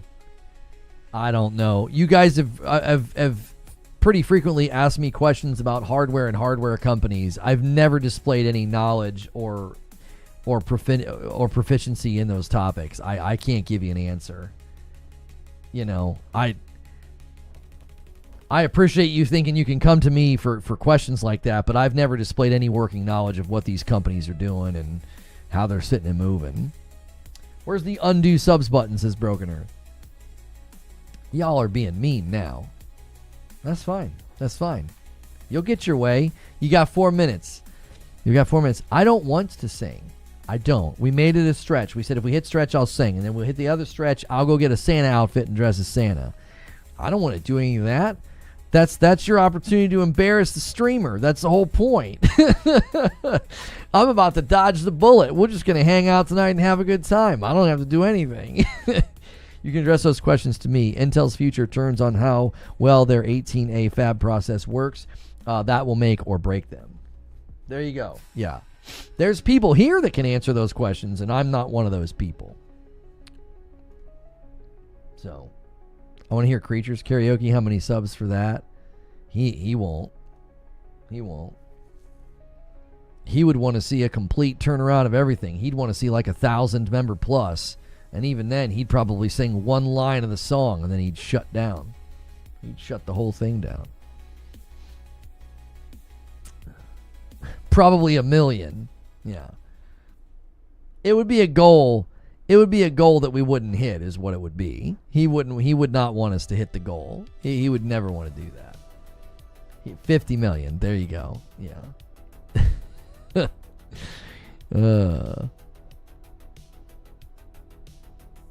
That's interesting. Huh. Oh. Hang on. No, that is interesting. Huh. Yo, Rissick is trying his best at the end here. He gets us another milestone. I owe you guys a member. We're at 576. It's going to have to be an absolute rally over the next 2.5 minutes. I do owe you guys a member. If you're going to push this to 750, I'll extend, by the way. If you guys get it there, we'll just keep going. We'll keep streaming. I'll let you try to get all of them. I don't even have a Santa outfit. I'd have to go to the store and get one. I don't even have one. I've got a Santa hat. But we will see. We will see. You guys have exactly 2 minutes. And stream delay is going to make this a little bit tougher. So I'll give you a tiny bit of grace because of stream delay. We don't stream on low latency anymore. I stream on normal latency. So I'll give you like the teeniest bit of grace, like an extra minute or something. But outside of that, we'll be going to green room.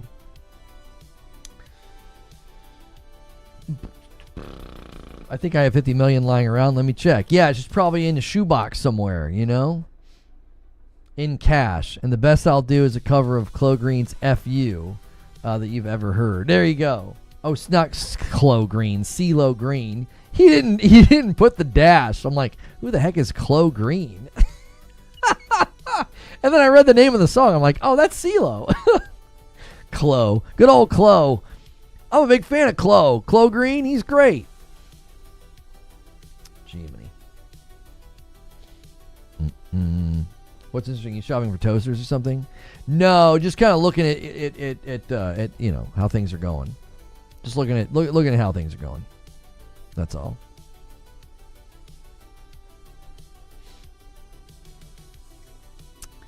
Final minute. Where'd you get that shirt? Oh, sorry. I think this one came from 80s Tees, Banshee. I got a handful of Christmas shirts back in the day from 80s Tees. I think this is where this came from. You can still use my code over there. I don't get a kickback or anything from them anymore. They used to send me shirts and do like a kickback. And then he raised his prices so high, nobody was using the code anymore. All right, final 20 seconds. Nobody was using the code anymore. So We just stopped doing it. And Charles Freeman's going to try to help. He gets us to 581. We're 20 away from 600. You guys, if you guys hit 600 the next minute, I'll extend it. I'll give you a stay of execution because that's a heck of a scramble. That's a heck of a scramble. I'll honor it, but you got to at least get it to 600. Yeah, like I really like 80s Tees. He's a super nice guy and he runs a great outfit. But $30 for a shirt's just a bit much. If you use my code, it's not bad. I think my code's like a really good percentage off. I forget what it is. But yeah, he's got great Christmas shirts. I mean, that's a great one there with the Ninja Turtles. So Banshee says, let's get that 20 bomb. Yeah, I'll give you guys a little bit of grace because of the stream delay. And Feed's in chat as well. We could try to get Feed back in the member pool since we're no longer on purple. So, I'll have the 5 bomb added 2 minutes. Oh, I wasn't doing that. We can do it that way. That's fine. What time is it now? There we go. Okay, fine. Yeah, we can do it that way, Jay. That's fine. I forgot about that. Yeah, that's how we typically do it. Is a 5 bomb adds 2 minutes. Sorry. I see you driving around. Oh yeah. I like the guy that does the dramatic readings of lyrics. He's on Tick. He's on Tickety Talk, and he did the Crazy, the CeeLo Green Crazy song. Does that make me crazy? It's really good. What about my 10 then? Oh, for Pete's sakes, I didn't do it that way, and you guys are being okay, fine. So that'd be 2 on top of the 3, so that'd be 4. That'd be 107. There you go. Fine. There you go. And Rissix did a 10 as well, so that would take us to 109. All right, there you go. Okay, 7 minutes.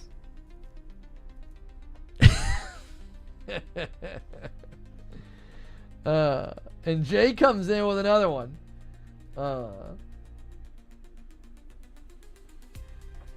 Let me add it to the total. Boom. Yes, I will be that guy. Yeah. That's fine. You're being generous. You're supporting what I do. I'll let you be that guy. You have the right to be that guy. It's fine. Don't you try to cheat us.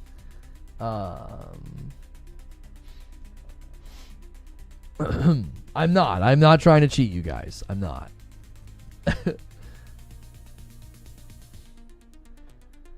And a single comes in from TJ and gets us to 583. It went to Kenny Powers. The White Flame.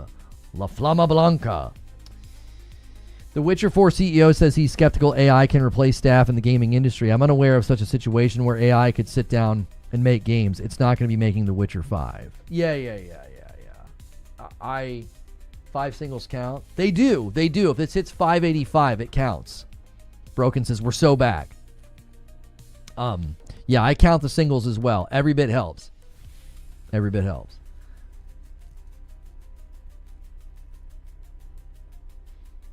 A Amazon driver stole a pet cat from a family's front lawn, carrying her to his car by the scruff. He has apologized, but has not revealed where Piper is. Mr. Lograde says, okay, bet. Yeah. I forget how long we've extended some days. We've had some pretty good runs. You guys are a little wild sometimes.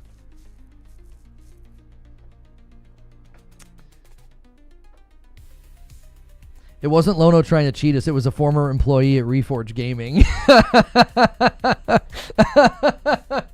I like boot up with like a scripted apology. You know what I mean? And I'm like, I was made aware of an instance with the Gifted Member Initiative on the chat.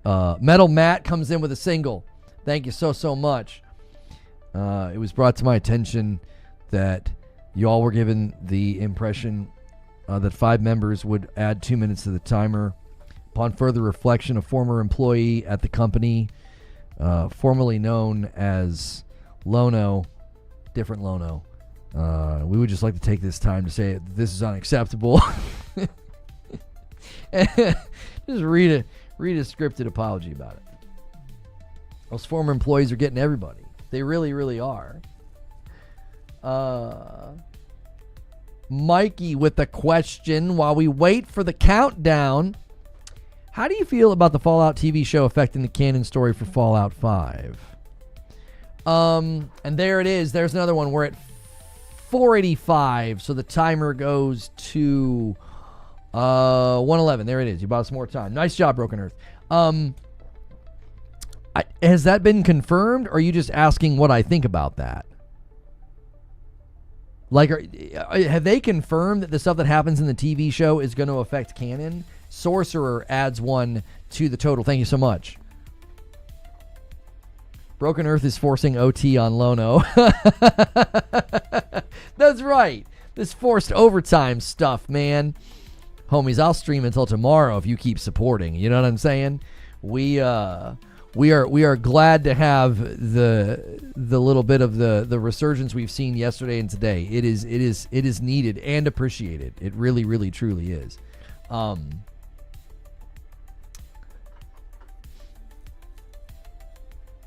Todd Howard said that it's true. Okay, so it's true. So let me give you my opinion on it then. I actually think that that's fine as long as Bethesda's involved and there's not really weird liberties taken that mess with lore that then has to somehow be ham-fisted in. Right? As long as Bethesda's involved and as long as Bethesda is able to have that kind of input on the project so that they're not suddenly left holding some weird situation that has to be like arbitrarily shoved into the game. You know what I mean? I'm actually fine with that. I think that's totally cool. And Mr. Low Grade adds to the total 587. 3 more and I add more to the timer, y'all. Yeah, we're turning this into a mini subathon. We are. This is all fun and games until one of the big guys stops by. So, you know, that hopefully they're done for the day. I'm just kidding. If they come and support, I appreciate it. Like, they really changed this. It's not like, oh, a single and a 5. They come in and like, yeah, add 20 minutes, sucker. I love how the computer YouTube charges me $4.99, the phone charges me $6.99. Well, your phone is giving, you're paying that Apple tax. Apple wants their cut of every transaction on their device. So anytime you're going to gift or support somebody, do it on see, this is what I'm talking about. Broken Earth comes in with a 10 bomb and gets us to what was it going to be? So it's 90 and 95, so that's 2, so that's 4. Yeah. That's a 4 minute. That's a 4 minute bump. It's a 4 minute bump, set, go. Thank you very much, Broken Earth. Very, very generous. Apple trash? Yes, indeed. Indubitably, sir. Yes. When will Fallout 5 happen? Aren't all of them working on Elder Scrolls 6 at the moment? Oh, even Android is adding that fee? I didn't know Android did that. I thought only Apple did that. Yeah. When you guys are doing like the super chats, like you're doing like the $5 and $10 super chats, that's great. We also have the tip command that was utilized this morning if you're wanting to send, you know, people in chat can explain that one. Your Broken Earth says, I'm trying to lure the big guys in. Yeah. I'm so close to switching to Samsung, but it's so hard. Apple got me on a chokehold. I only use my phone as like a tool. So I don't feel the need to change. It's just a tool. I just need the apps to run well. I don't care that it's a brand or another brand. Does that make sense? It's got all my stuff, so it's nice that when I upgrade, all my stuff comes over. You know, all my settings, all my things. I certainly like that, but I don't necessarily think that I've ever felt the need to be like, yeah, I need to get out of here. 46 months from a man Fast Flex. Let's add you to the total. We're 2 away from adding some more time, and I'll owe you guys as well. The part of Samsung that makes RAM Told the part of Samsung that makes the phones that it wasn't going to get its RAM order filled. That's just cold. Even for a guy like me, that's cold. And a 5-bomb comes in from Sal. Boom! And that gets us to pass that one. That's another 2 minutes added to the total. Oh my gosh. And then Broken is going to get us to 604. One away from another. That's what everyone says. Hot take. Fallout 3 is better in almost every way. Goal hit. You got to the 600. You guys are going to... You guys can do. I mean, we've done this before. We really do. Like the singles and the fives add up quick. There it is. Rissik's going to add to the total. I think sometimes people think that like, well, I can't do a huge. No, hit like, lurk. You don't have to gift at all. But if you do a single, that is a huge help. That is a huge help. Don't ever let these monster gifters turn you away. And there's another one. There is another one. 610. You guys bought yourself some cushion there. 10 minutes. On my phone, it came directly from my debit card. Huh. In any case, the question about Fallout, the question about like the TV show influencing Fallout 5, I'm totally fine with that. I've not watched. I'm gonna kind of wait until there's more episodes. Like I think they're doing like one episode a week or something. That's not a show I need to space out. I'm happy to kind of burn through it in a week. Not in an evening, but in a week. Can we watch your reaction to Joe Cross in the marathon stream where they address the art theft? Your reaction, that was pure comedy gold. Yeah,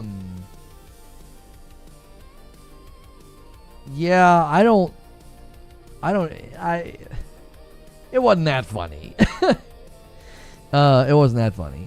Jez Corden confirming, I've been investigating these reports for almost a year now. When you get banned on Xbox for whatever reason, even if it's not your fault, you can lose not only your Xbox account, but decades of photos on OneDrive, Office Docs, etc. It's rare to get anything back. That's unfortunate. My man Soul Train brings the support over here from Twitch. I love you for that, man. Thank you so much. And gifts a member to get us to 611. You're waiting for more episodes? Yeah, that's what I'm doing. There are some shows that I don't mind watching one episode a week. It creates this intensity and this intrigue, and then you can talk about it with people to try to like solve what's going on. I don't feel that with Fallout. Like I loved season 1 and I'm looking forward to season 2, but I'm not going to do that with Fallout.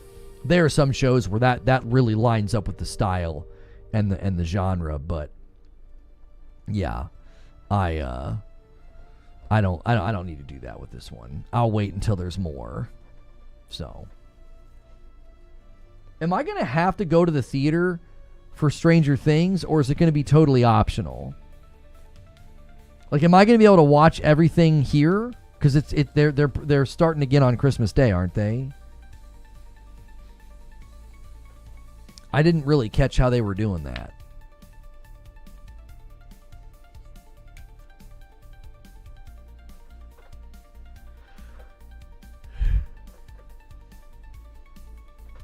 There's no way it's not streaming at the same time. It's optional. Okay. I thought that had to be the case. I'm like, you're out of your gourd if you think I'm going to go to the theater to watch a finale. Like, I am not doing that. Okay, 26th. I thought it was Christmas Day they were coming back. It's streaming same day on Netflix, just theaters for fun. Okay, good. We don't really do the theater. It's super expensive. It's like we got to pay a babysitter, and then we got to pay for the tickets. It's like, if I'm going to do that, I'd rather go to dinner. You know what I mean? It's roughly the same amount of money, and I get to go to dinner and not just like watch a movie. You know what I mean? I'd rather go get drinks and a dinner and then pay our babysitter and come home. Thought the finale was New Year's. They're doing like one a night, aren't they? 3 more episodes on Christmas, and then the finale's New Year's. Okay, got it. Okay, that's fine. 3 episodes on Christmas. We'll watch those. We could probably space those out a little bit, and then be good to watch the finale on New Year's. Go to a fancy theater where you can have drinks and dinner while you watch the movie. I don't like that. I don't like that. It's super disruptive because people are constantly getting things brought in, and there's, people walking in and out of the theater and bringing in food and drinks. I did that for Rogue One, and it was really disruptive, And then I got like sleepy. Like near the end of the movie, I'm like trying to stay awake. I'm like, man, I had 2 beers and a quesadilla, and I'm like old man status. Like, why are you taking jobs away from babysitters? Well, soon enough, I can just have an AI babysit the kids. I won't have to hire anybody. I have some Cloud Street to yell at over here. No, it is disruptive, though. Like, I don't want to be trying to watch, like, a really cool movie, really intense movie, or really intense scene, and then somebody's, like, got a flashlight out, and they're like, who had the chicken nuggets? Like, what the frick? Like, you know what I'm saying? Like, I'm not a fan of that. It's cool that they do it, but, number one, it's more expensive, so I'm actively spending more money than just seeing the movie. And then I'm having my experience interrupted fairly regularly. So, not a fan. Yeah, I like watching at home anyway. I really, really do. We took our kids to see the Nutcracker this year. We weren't going to go because, we're trying to like save a little bit right now because of the year we've had. It's like, I don't know if we should go. But then the orchestra was going to be there. And I was like, oh, babe, we got to go. We got to go. The orchestra hadn't been there the last couple of years. So we got cheaper seats. And they actually ended up being really nice, but we were like off to the side so that we couldn't see as well as we have in years past. And we were, after intermission, the row behind us must have been like a free-for-all. Like you could buy tickets and just like open seating. So the row behind us, after intermission, we had a different family behind us. And they had like a little kid, like a little kid. And she kept talking. And I mean, I was so close to saying something, and I'm always fighting with myself in that moment because I'm like, it just makes it worse if you turn around and say something, because that's more disruptive, and now you risk some Karen mother getting all bent out of shape at you. But I almost turn around and says, listen, if she can't be quiet, you shouldn't be in here. It's disruptive to everybody else. Even my kids were angry. Eventually they left. I think the mom finally was like, she kept telling her to be quiet. It wasn't like she was letting her talk. But it was like, your kiddo clearly can't do this. Their attention isn't working. They can't keep fixated on what's happening on stage. They keep talking and asking for snacks. You know what I mean? 1K subs in 5 minutes and Lono shaves his beard? Sure. Yeah, no, I'll do that. If you guys can get us to 1,000 subs in 5 minutes, I will shave my beard. Done. Because you can't. There's no way. I don't think it's possible. Oh, you guys are running out of time. You got 3 minutes left. I don't think you can do that. I think when someone brings a baby into the movie theater, like it's so ridiculous. Somebody definitely had a baby in the theater last night, but I didn't care. It was like a kid's movie. You know what I mean? To be fair, snacks are great. No baby face. Ain't no way. Ain't no way you guys can hit 1,005. I have a strict beard clause. Yeah. Creature says the beard's off limits. But if you guys manage to do 1,000 in 5 minutes, I would do it because that's ridiculous. There's no way you guys can hit 1,000 members in 5 minutes. No way. We can't? Excuse me? Not shaved beard. Go back to Mr. Destiny look. Oh, yeah, the mustache. He shaved his beard once. I still have nightmares about it. I'm convinced the last time we did that is what caused all this. That was like 2 years ago. That was 2 years ago. It grew back so fast. It was like a week. It was 1 week. I'll stop watching the stream. You don't have to worry. There's literally no way. There's no way. You're talking about getting 400 members in. If you guys think you can do it, we'll start a timer. And I'm here to tell you, you won't hit it. It was so nasty. You guys, tell me how you really feel. You know what I mean? Yeah, these poor guys that keep getting their fades and their beards taken off, and then they have a double chin. I'm like, did nobody tell you? Like, nobody told you? Broken says, we just need to call up MASH, Pathalon. Yeah, you'd have to call all of the big boys at the exact same time. Mm-hmm. There's a reality out there where the chat just dropped 400 members, but it is not this reality. Stretch goal to shave your head? No. The head's off limits. The beard grows back in a week. I have a gigantic head. That would be... No. You talk about getting people to unsub and stop watching. That's a pretty fast way to do it. That's a pretty fast way to do it.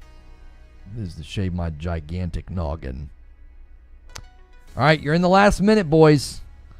You're in the last minute. You made a valiant effort to get it to 750.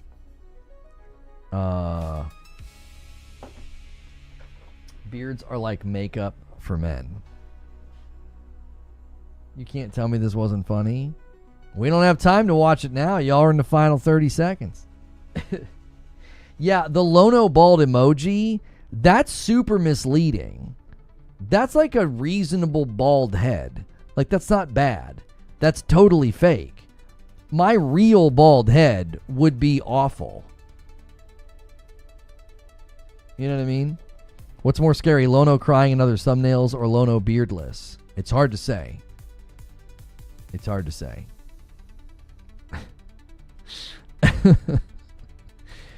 He's trying to gain members, not lose them.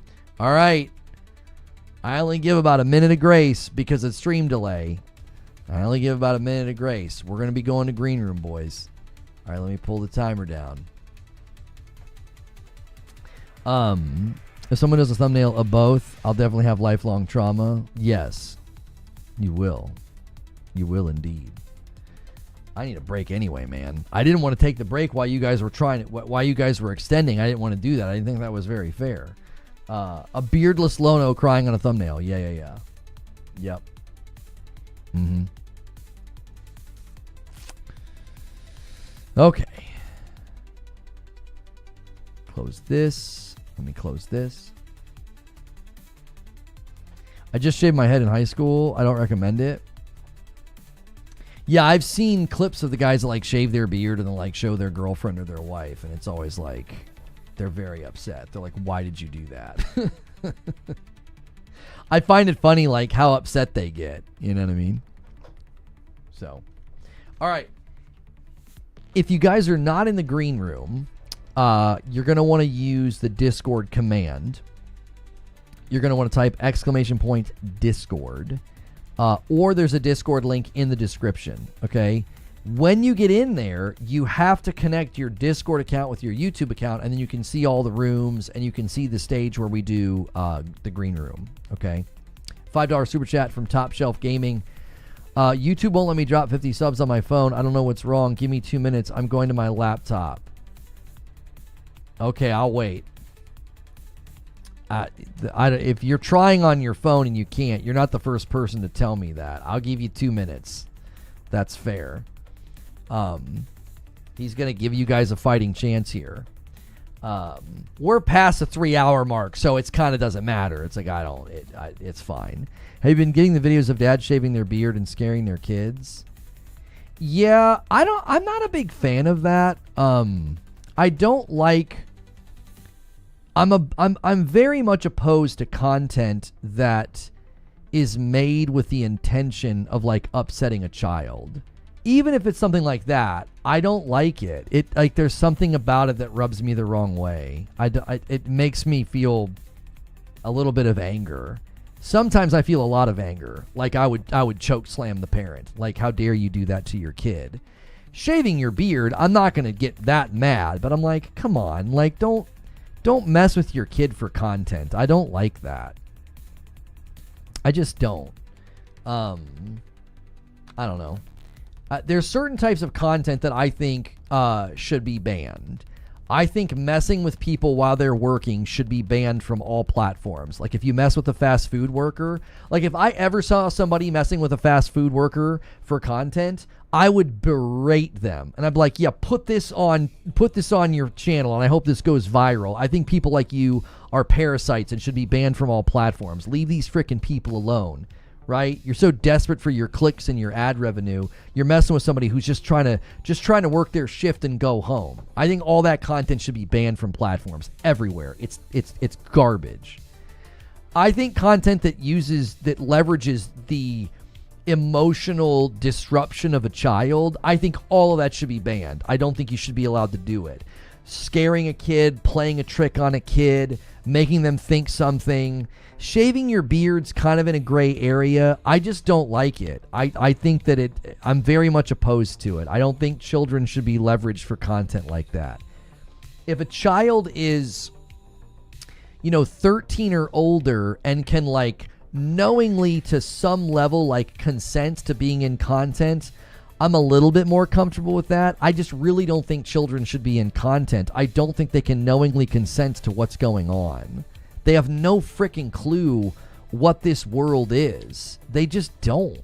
Even the modicum amount of knowledge they could potentially have, I just don't think they're informed enough to make an informed decision to be yeah, I'm okay to be in a YouTube video or a TikTok. Friend of Ninjas, thank you so much for gifting. Let me add you to the total. Effing with people while they're trying to work should be banned. Yeah, I'm totally against that. Yeah. And if my kids were ever in my content, it would just be their voices. Because, they don't have a concept of that. I don't know. I just think children should be protected. They're vulnerable. They're uninformed. They're very easy to take advantage of. And I just don't like it. I think parents who use their children for internet clout should be investigated by CPS. I mean, there was the one family that got in a lot of trouble because they were constantly doing really, really unkind things to their kids for content. I think they got a visit from CPS. I think they got banned from the platforms as well.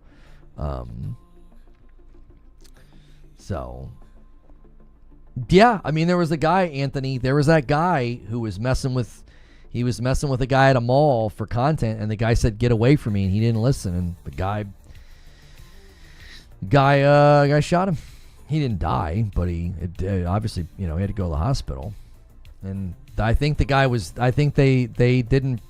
get in trouble because he felt threatened, and it was he warned him. He said, "Leave me alone, get back," and the kid didn't listen.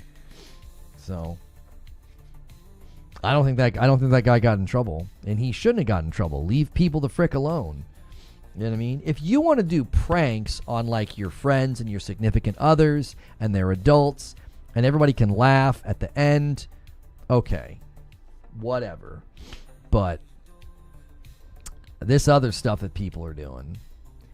We have, what is that? Is that 2 minutes left on the, we're one away on the super chat confetti. We're 2 minutes left. It's like getting a clown for a kid's birthday and the kid ends up scared of it. The one dude, I saw his kid's reaction to him shaving and she cried. He was about to be deployed, so he was just getting rid of the beard before having to be away. I don't think the beard shaving is as extreme. I still don't like it. If you have to do it and your kid's going to be upset, so be it. You don't have to film them and put them on the internet, right? If you're having to shave for, the military and your little kiddo gets upset, that's just something they have to learn to deal with. Dad's got to shave sometimes. I don't like it being filmed and put on the internet. I'm not a fan of children being put into content when they can't really truly consent to the idea. They don't fully understand it, Millions of people seeing a kid crying and the parent is mocking them for crying about I cut their sandwich the wrong way or right, whatever. That kid doesn't have any idea what you just did to them. They can't even conceive of it. It's like you trying to conceive of the size of the universe. You can't really do it. You have a vague idea. They have a very vague idea of what the internet and TikTok and Twitter is. But they don't freaking understand what you just did to them. That's another one that drives me freaking batty. Mocking their kids for being upset. Kids struggle to control their emotions. Recording them when they're upset over something that you think is minor and insignificant.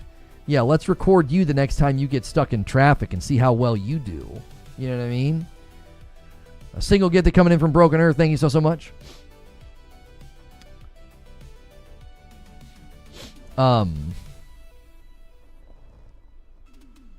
Yeah, I don't like that kind of content.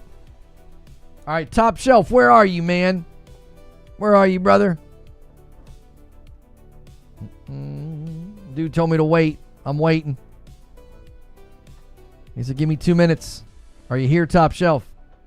Ridiculing your kids' emotions is a good way to raise very broken people. Ask me how I know. For real, dude.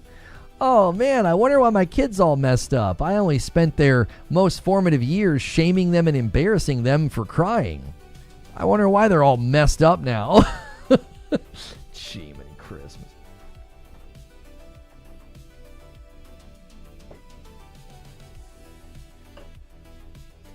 I tell you what we'll do. I need a break. I absolutely need a restroom break. I've been in the chair for like 4 hours. I didn't take a break before, in between morning coffee and now. So he's got a little bit of extra time, okay? If he comes back and does it, I'll obviously honor it. You'll get even extra time because it'll be added when I get back, okay? I'll be right back.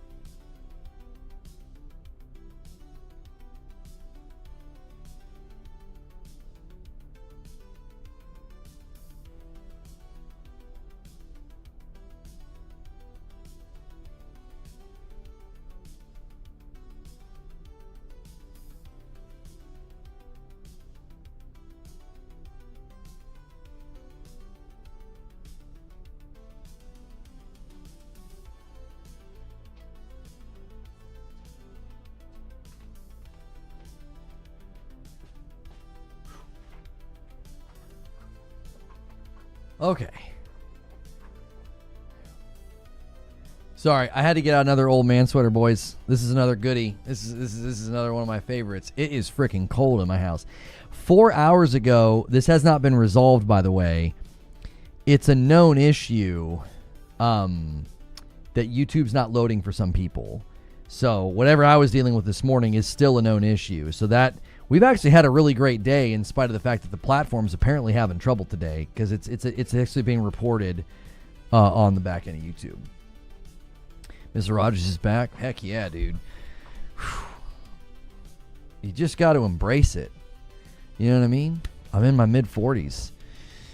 You give me a comfortable sweater like this, I'm in. I'm in, dude. It's a cozy season. Has he said anything? Did he come back? Or was that like a very elaborate troll? I don't think he would troll, though. He literally subbed today, and he super chatted. I mean, I don't think he would troll. Top Shelf Gaming. Yeah, he made his account in October of 2020. I mean, I guess that's a slightly, like, weird time or suspicious time to make the account. You know what I mean? Like, that was an interesting year for us. He called you a PlayStation channel? I don't think he did. Oh, you're my favorite PlayStation channel. I had somebody who's been a long-time supporter say that the other day. They said that they think of me as a PlayStation channel. And I was like, I don't feel like I'm a PlayStation channel. And they're like, no. They're like, that's not what I meant. They mean, like, I like to come to you for PlayStation coverage. So, I mean, I think sometimes people say that and they don't mean it as a pejorative. They're not like, yo, this is a great pony channel. So, you think that's trollish behavior? You my favorite PS channel. Yeah, Jay is here all the time and said that. Jay referred to me as a Sony channel, and he didn't mean it in the way that, you know, you guys are taking it. So, if it was an elaborate troll, I mean, it's no difference to me. We're doing the same thing that we would do in the Discord for Green Room. I literally send this same camera signal to Discord, and I just talk to you guys in there. At this point, it makes no difference to me. If anything, it actually, once you go beyond 3 hours, it actually helps the stream to just keep going, honestly. Like, you make two choices. You either go under 3 or you just go the distance. So if you go the distance, it's actually helpful. Like, we don't like doing super long streams because it can be a little counterproductive, but it actually doesn't hurt to just keep going. I see his PlayStation base. That's not good or bad. I think there was a stint of time there where we were gravitating to some of the PlayStation coverage, but some of that was because there wasn't anything else going on. It was like, well, they did a PSSR update, or they did a briefing with AMD, or they did this, that, and the third. I mean, I don't know. There was a time where we thought maybe we could niche down into Sony, but I looked at some of the channels that do like nothing but PlayStation coverage, and I found it extremely off-putting. I didn't like it. I was like, if it gets dry, like there's like nothing to talk about. So I think I just publicly own my bias and my preference. I'm like, that's pretty much where that's where I mainly play now. I really like their studios and their games. I feel like that's fair. That's just me saying my preference. It's like, yeah, that's where I like to play. I like their stuff. But I don't think that shades the coverage, because I'm also very quick to be critical of them. You know? What I think happens is, in gaming coverage, is if you reject false narratives, they basically say, well, you're a pony. That's what they'll do. So, like, in the case of, like, the guy that left Sucker Punch after 28 years, if you don't run that as negative, Yote must have failed and flopped, Sucker Punch is in trouble, if you say, no, I don't think that's the case, they're like, oh, you're a pony. So what it is like, if it's like it's a lose-lose. You either agree with an absolutely absurd, bad faith, just total spun-up fake story, and if you don't agree with that, then you're sort of labeled as a pony. So, like, they'll say things like that, like the situation with Naughty Dog. Guaranteed, my coverage today gets called that because I looked at it and thought, this isn't a big deal. I don't see any cause for concern. This is fairly normal. It was a short amount of time. They got the demo done. Now they're back to the, to the usual workflow. I'd put money on the fact that that gets described, clipped, and put into content as like, look at this pony coping. Naughty Dog has clearly lost their way. And it's like, okay. Like, you can't compel me with pre-written narratives. Anytime something like that hits, it's like I automatically know what you're going to say. I know what your coverage is going to be. I know what people are going, to say about it. The people that were, calling Yote woke, I knew it. I could make their thumbnails for them. And sure enough, I went to like one of those cliche channels, and sure enough, they had a piece about Yote. Must have been a disaster because this guy's leaving after 28 years or whatever. And it's like, it's the 10th most sold game this year. They sold it on one platform and it managed to do that. Like, how could you possibly think that that's a flop or a failure? Creature says, when you get poor reception for PC coverage, poor results for covering Nintendo, Xbox is going the way of the dodo. What else are you going to cover other than games titles? Right. For sure. Like, we've done our best. We've done our absolute best with Nintendo. We really have.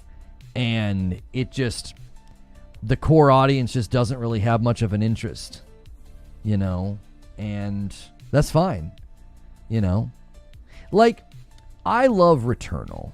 Okay. Imagine if every single Friday I did a Returnal, that daily challenge that they have.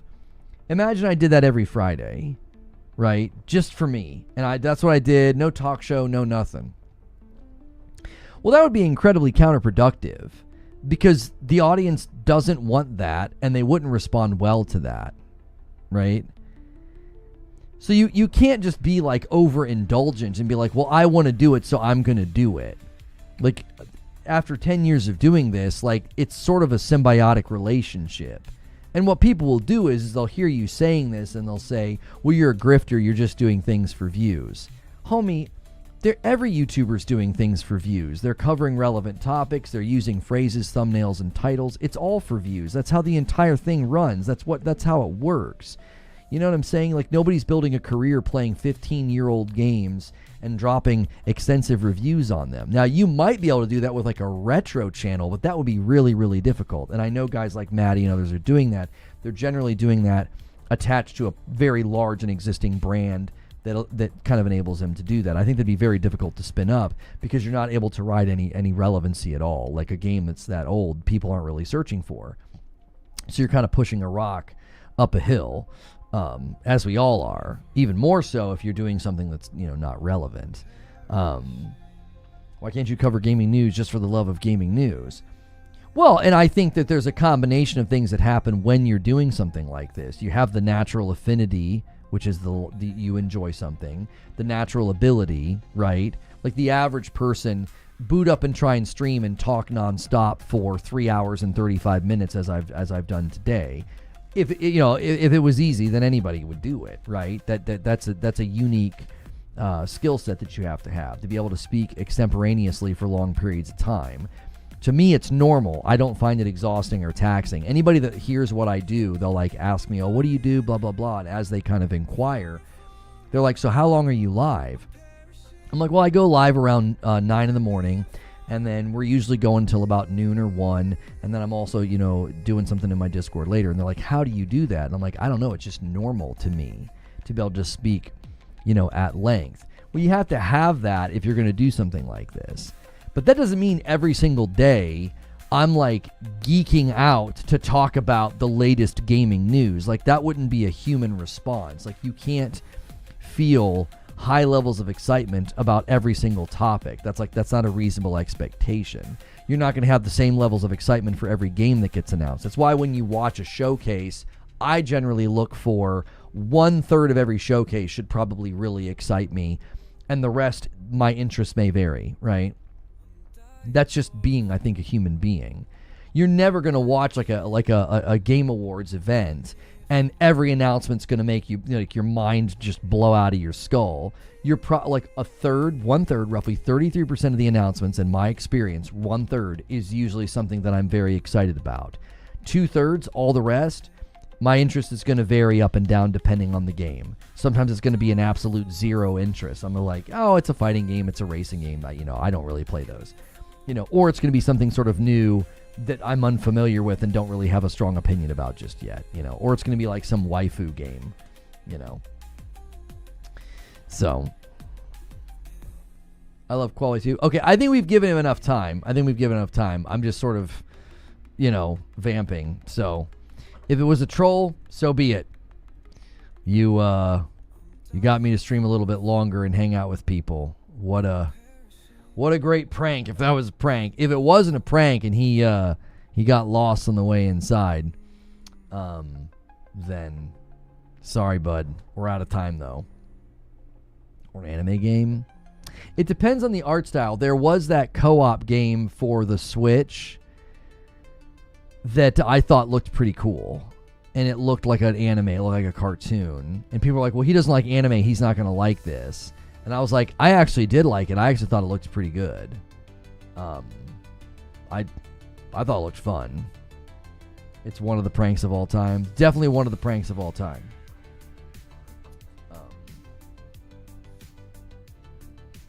Okay. Let me close out of this stuff here. Actually, no, I want to leave this open.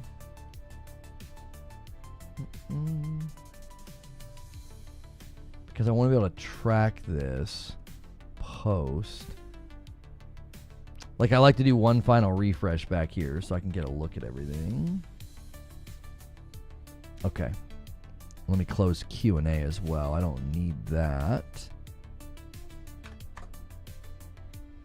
All right, I'm going to use the Discord command for anybody that's not in the Discord. There is... Wait, why is it not working? Oh, there we go. Okay. Nightbot was just a little slow. Okay, use the Discord link there. Link it with your YouTube account, and then that way you guys can access. The Discord's members only, so if you go to that Discord server and you don't connect it with your YouTube account, you won't be able to see anything. It'll all be closed to you. Okay? All right, so also don't forget tonight we'll be hanging out with Madam. We'll make it a Frickmas Friday, right? I'll put the Santa hat on. I'll make it festive. We'll have some drinks. We'll look at the gaming news stories. We'll just kind of talk with you guys.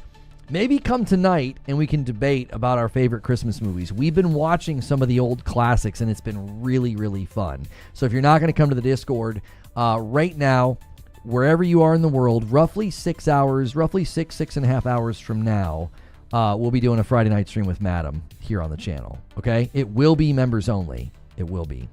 So we appreciate what you guys do and supporting us all week. Thank you so much for helping us bring things back to the channel. Dyer, you can ask her what she thought about it.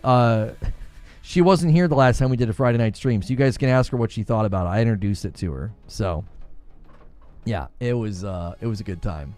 So, all right. Appreciate you guys so much. We'll see you either in the Discord or we'll see you tonight. All right. Thanks so much.